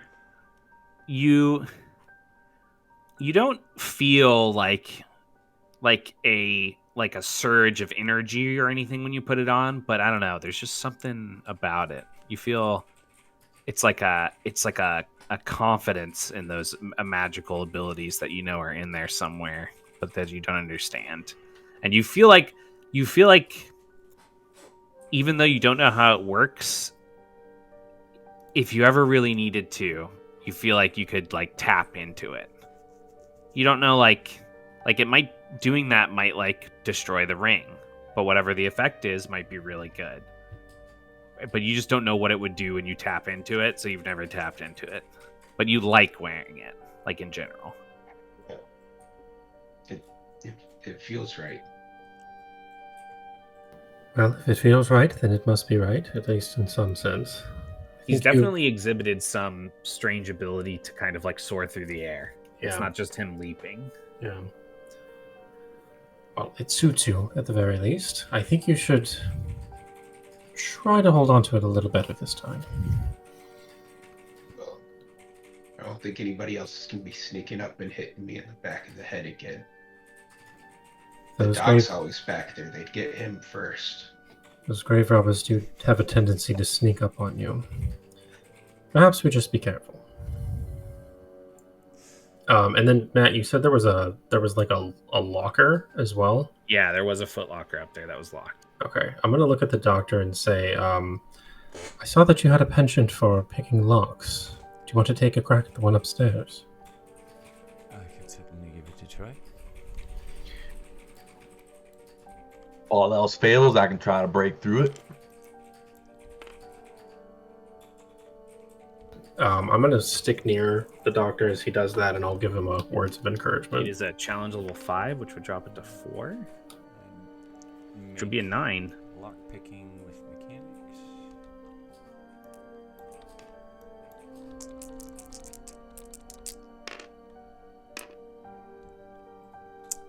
Five. No! Damn. I'm pretty sure that one's Guess we gotta take it with us. Or break it open. Break it open. Yeah, I'll see that you're not making any headway with it, and I'll say, Jensen, I believe your services might be required after all. This All lock right. seems a bit tricky for me. Okay. Yeah, I guess I'll just try and take the butt end of something here. the crossbow. Smack it a few times. Yeah, I tried to. Leg off a chair. Just It takes you a few hits, but you don't need to Like roll. where you eventually break hold it and you open. kind of like on the one side of it, try to like. Yeah. Yeah, it takes a few hits. You have to work on it. It takes like 4 or 5 minutes, but you're able to break it open. When you peel back the footlocker inside, you guys find what appears to be like 30 feet of rope attached, like a range band's worth of rope, basically attached to a grappling hook, like a metal 3-pronged hook. There's also a kind of like a rusted, like what appears to be like a longsword, like a medium melee weapon. And there's a box with a couple more reloads for a revolver or another type of light hand pistol, like the revolver or like the Derringer. Oh, as I see the revolvers, I found this on the gentleman outside. And I'll pull out the revolver and the ammo. oh, that reminds me. I found this one as well, and I'll put the Derringer on like a table. So. When you sit that Derringer on the table, and then you start to pull the stuff out of the footlocker to account for it, you find what appears to be some kind of leather attachment.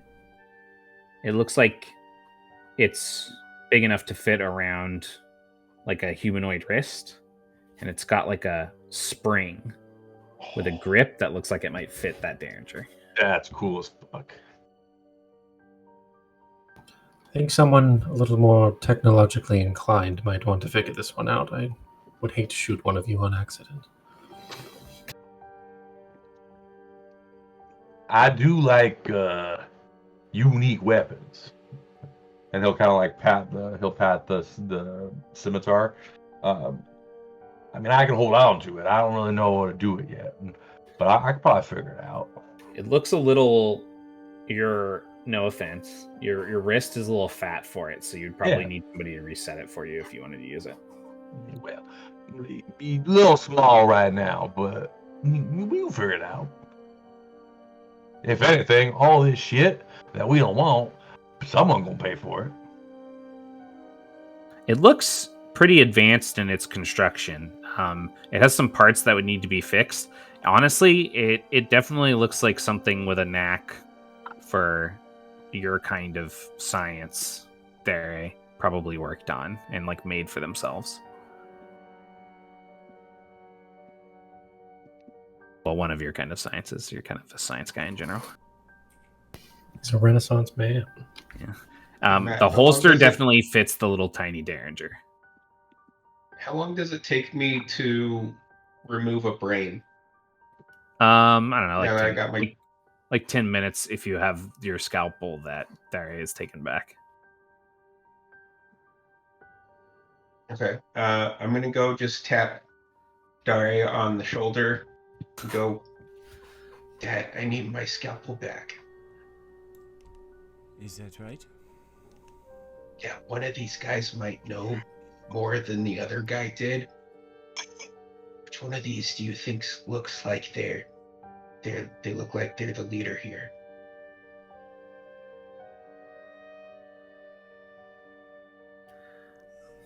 They all seem to be more or less in the same position to you. Tell that.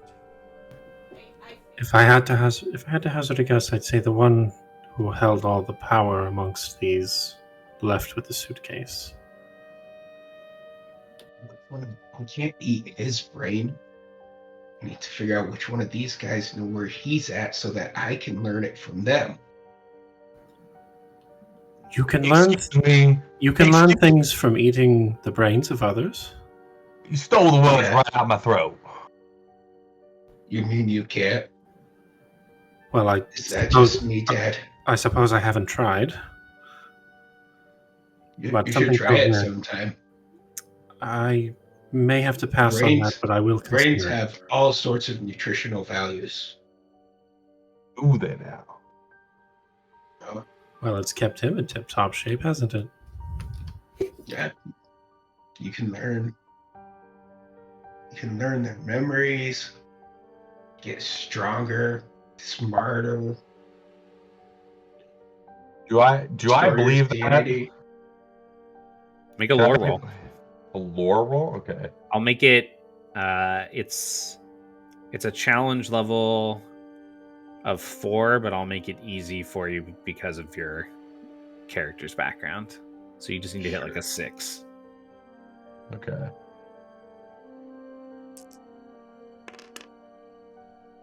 Seven. You've heard rumors of zombies that maintain this level of intelligence, but you've never actually seen one before. Additionally, you have heard rumors of warlocks and witches that can manipulate the memories of people by consuming their brains. So it does make some amount of sense that if there was some kind of more intelligent zombie, it might be able to do something like that.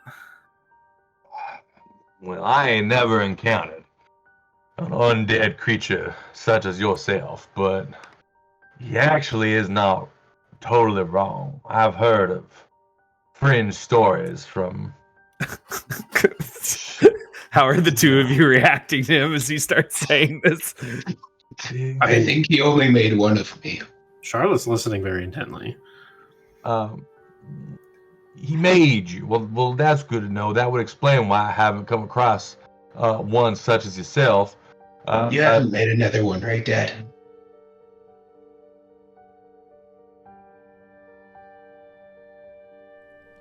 I have not made another one, no. Magic can do funny things. I don't know if you are made for magic, but magic in general can do some funny things. Charlotte will loosen up a little bit when you mention magic. She'll say, "So it seems we all are on the same page after all." Well, that's... let's not overcook a grits here. It's not necessarily on the same page. I gotta know about this whole making of another of an undead. That is mighty disconcerting. And Well, if I'm being honest, that part is a lot more plausible than learning memories by eating brains, but I suppose from a certain perspective, both would be strange. plausible, yes. Still not something you encounter too often. Perhaps not, but I have encountered some strange things.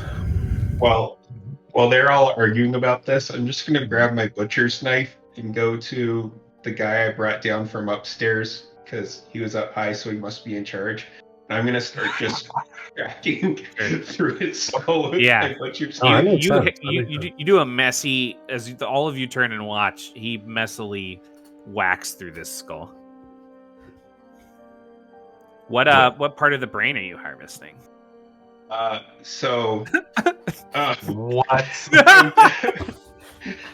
I need to know for his feature.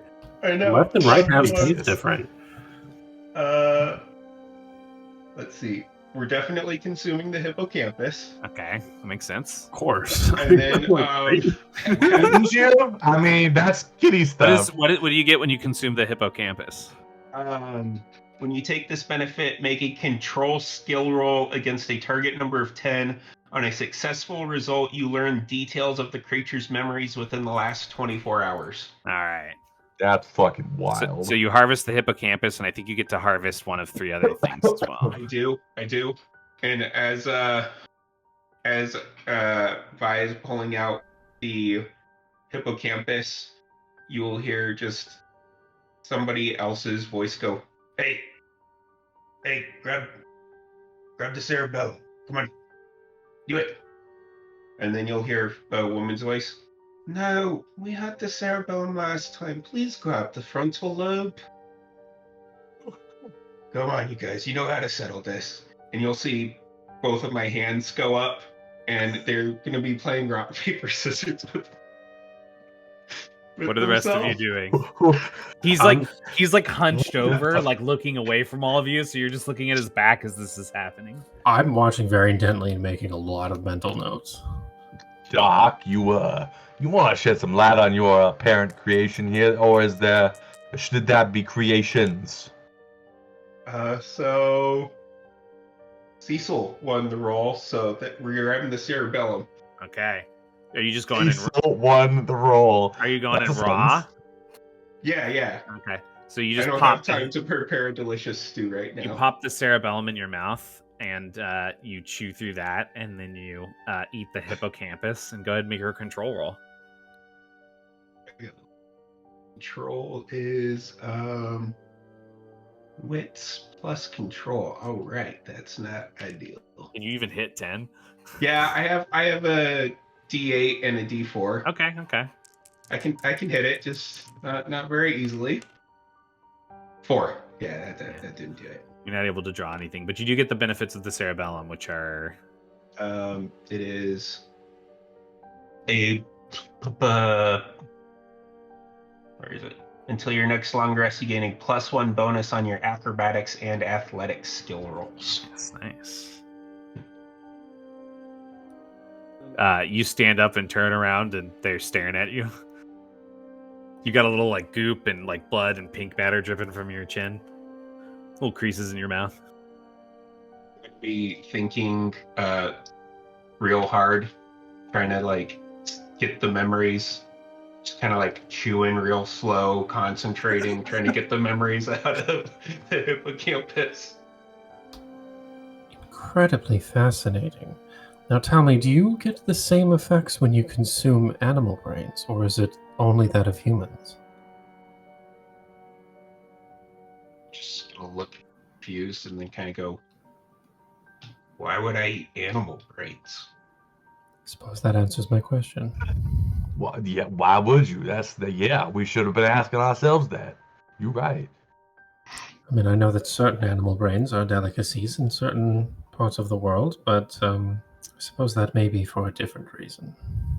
If you want to benefit from any brain, it has to be the same type of brain. Pretty sure that's how it works. I've never tested it otherwise, but I'm pretty sure that's how it works. I'll look at Doc and say, "That how it works, Doc?" All right.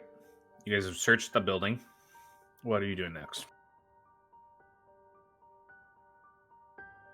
Well, technically we came up here to clear up what was going on in town. And I don't know if they're going to be coming back, considering that we kind of blew up their operation here. So, I mean, we should get paid for this.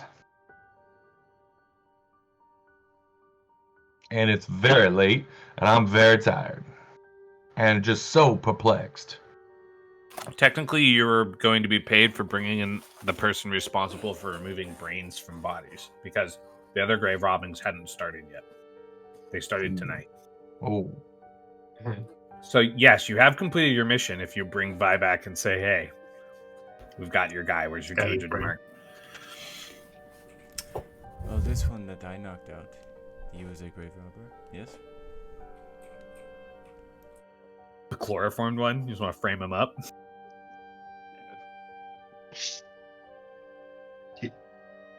I think they were all grave robbers, yeah. That's what the masked guy said. This one that we would let him go. Just that one. True. Good thinking, Doc. So you guys want to carry him back while he's asleep? Turn him into Marshal Herc? Should we cut out his tongue so he can't start telling them stuff when he wakes up?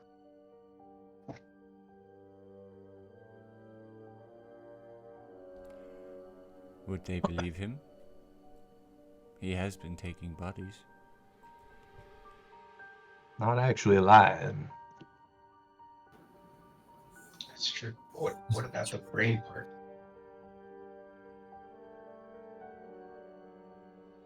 He's definitely going to deny going for the brain, because they just said they didn't care. They wanted it all. It's a good question.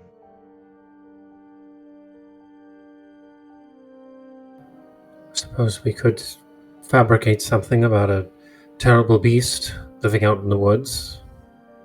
Unfortunately, it got away, but perhaps it was driven out. Also not entirely lie. We could also blame the brain eating on this one as well. After all, if someone gets accused of eating brains, I'm not sure most townsfolk are going to be inclined to believe whatever they say. But I suppose that would be up to the council.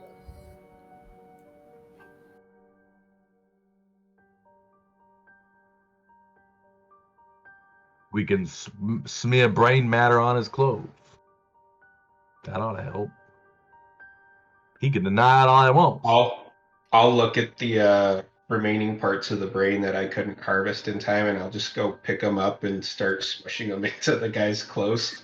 As that's happening, you're observing all of this, and you're kind of softly rubbing the bandages around your neck, Charlotte, and you're looking over this scene, and in your head you're thinking, if we just send the marshal and his men up there, they'll think that these guys are responsible for everything, because most of them are going to be unconscious for a few hours, and the other ones are dead.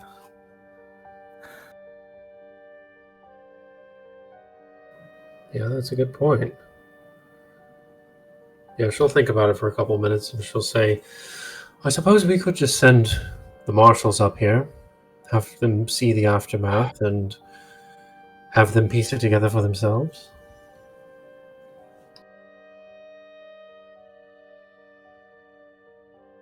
Seems like the least amount of deception on our part. Works for me.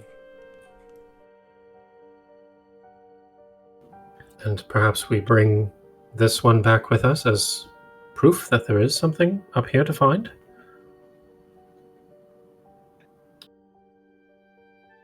We do also have all of these papers that I found. Perhaps there's something useful here. I'd like to spend some time studying them. Oh, maybe I should have eaten a frontal lobe. There's a clap of thunder and a flash of lightning. We see all of your characters standing on the road near the inn as the rain has started to pour in the early morning. You've dumped the unconscious body of the one guy you brought back, and we see Charlotte kind of giving directions. Marshal Herc nods and says, well, come find us at the town hall tomorrow morning. Well, later today, after you've had a rest. I'm sure if all of this pans out, and these are indeed our men, the councilmen will be there, and they'll be more than willing to impart with their 200 demarks, however much it was. As he says that, we kind of see your party. Is it V or Vi? I don't know which one it is. V. V. You've got your like lower half mask kind of raised up over your face to cover your face stitches. So all that can really be seen is like your pale skin and your eyes. And as all of you kind of nod along with this, we see them load the unconscious guy into their own wheelbarrow, and then we get another clap of thunder and lightning, and then the soupy pouring of smooth, just slightly chunky tomato soup as all of you, the four of you, are finally sitting at the table. Herc had also told you guys that whether or not it panned out, the councilman had told Ethel to give you guys the rooms for the night on him, so you don't have to worry about the rooms. Mighty nice. Mighty nice of her. And before your characters try to get some rest after a pretty eventful first night in Lambeth Hollow, is there anything you guys wanted to talk about?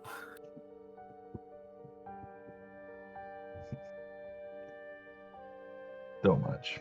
But What are you doing here again, Dad?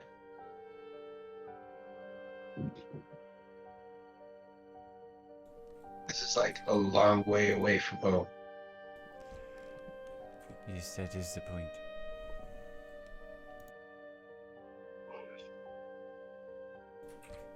What are you doing here? Well, I heard about some like animal or monster attacks in the area. So it's like, I'm really strong. I can go help those people. And then I've just been kind of, trying to work out some jobs, but, just kind of living there now.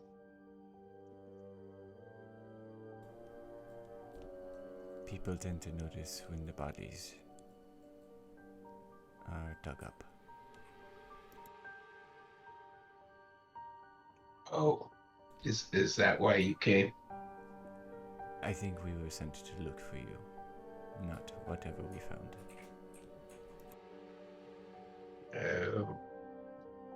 Well, I gotta eat. You know, it's not my fault they bury the food.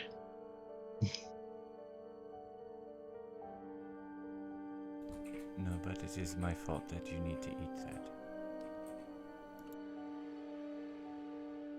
I mean, I wouldn't be alive without it.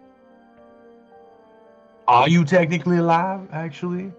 I don't know. I don't know, Chain Man. Live Jensen. enough. Jensen's the name, actually. Jensen. That's actually probably the first time I even bothered to ask for his name. Well, he's walking and talking. That's as much proof as I need for his definition of alive.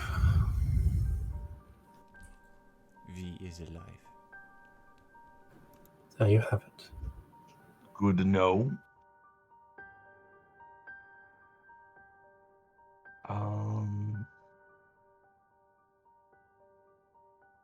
Yeah, I mean, I guess that's it.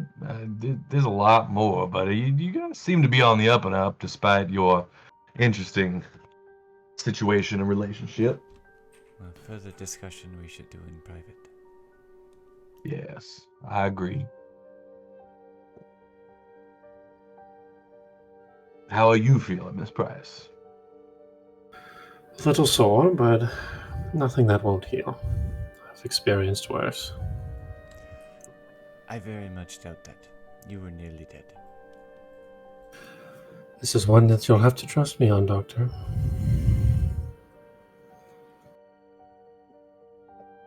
What interesting individuals I've met today.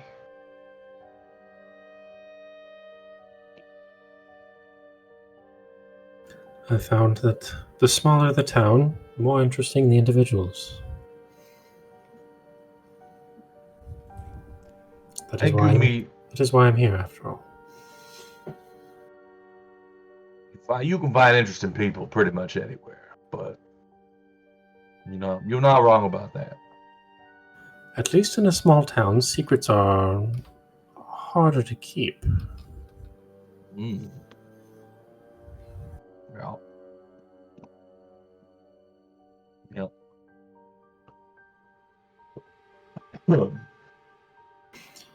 Yeah, I'm gonna turn in early, I think, given that I almost Okay. died. Charlotte excuses herself and heads up to bed. If there are any complications, let me know. Thank you again, Doctor. I have you to thank for saving my life. Let's hope it won't come to that again. But I certainly owe you one.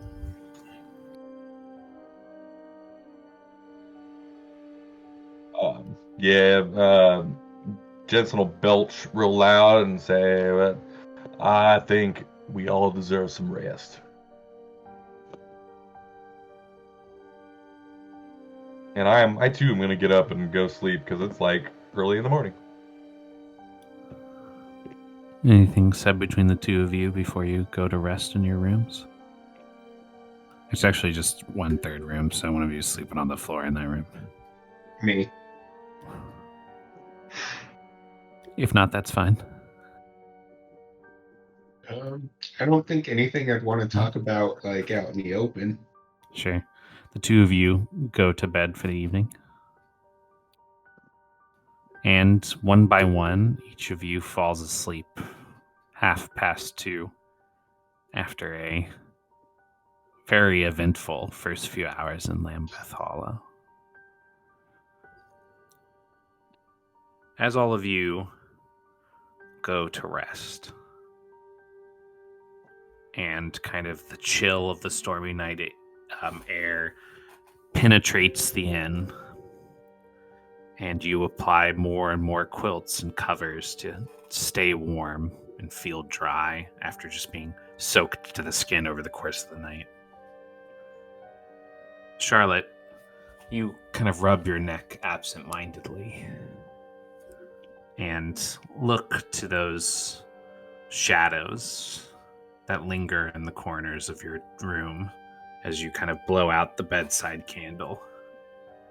And just briefly, you get that feeling that they're looking back at you. And that's where we're going to end our first session. Spooky.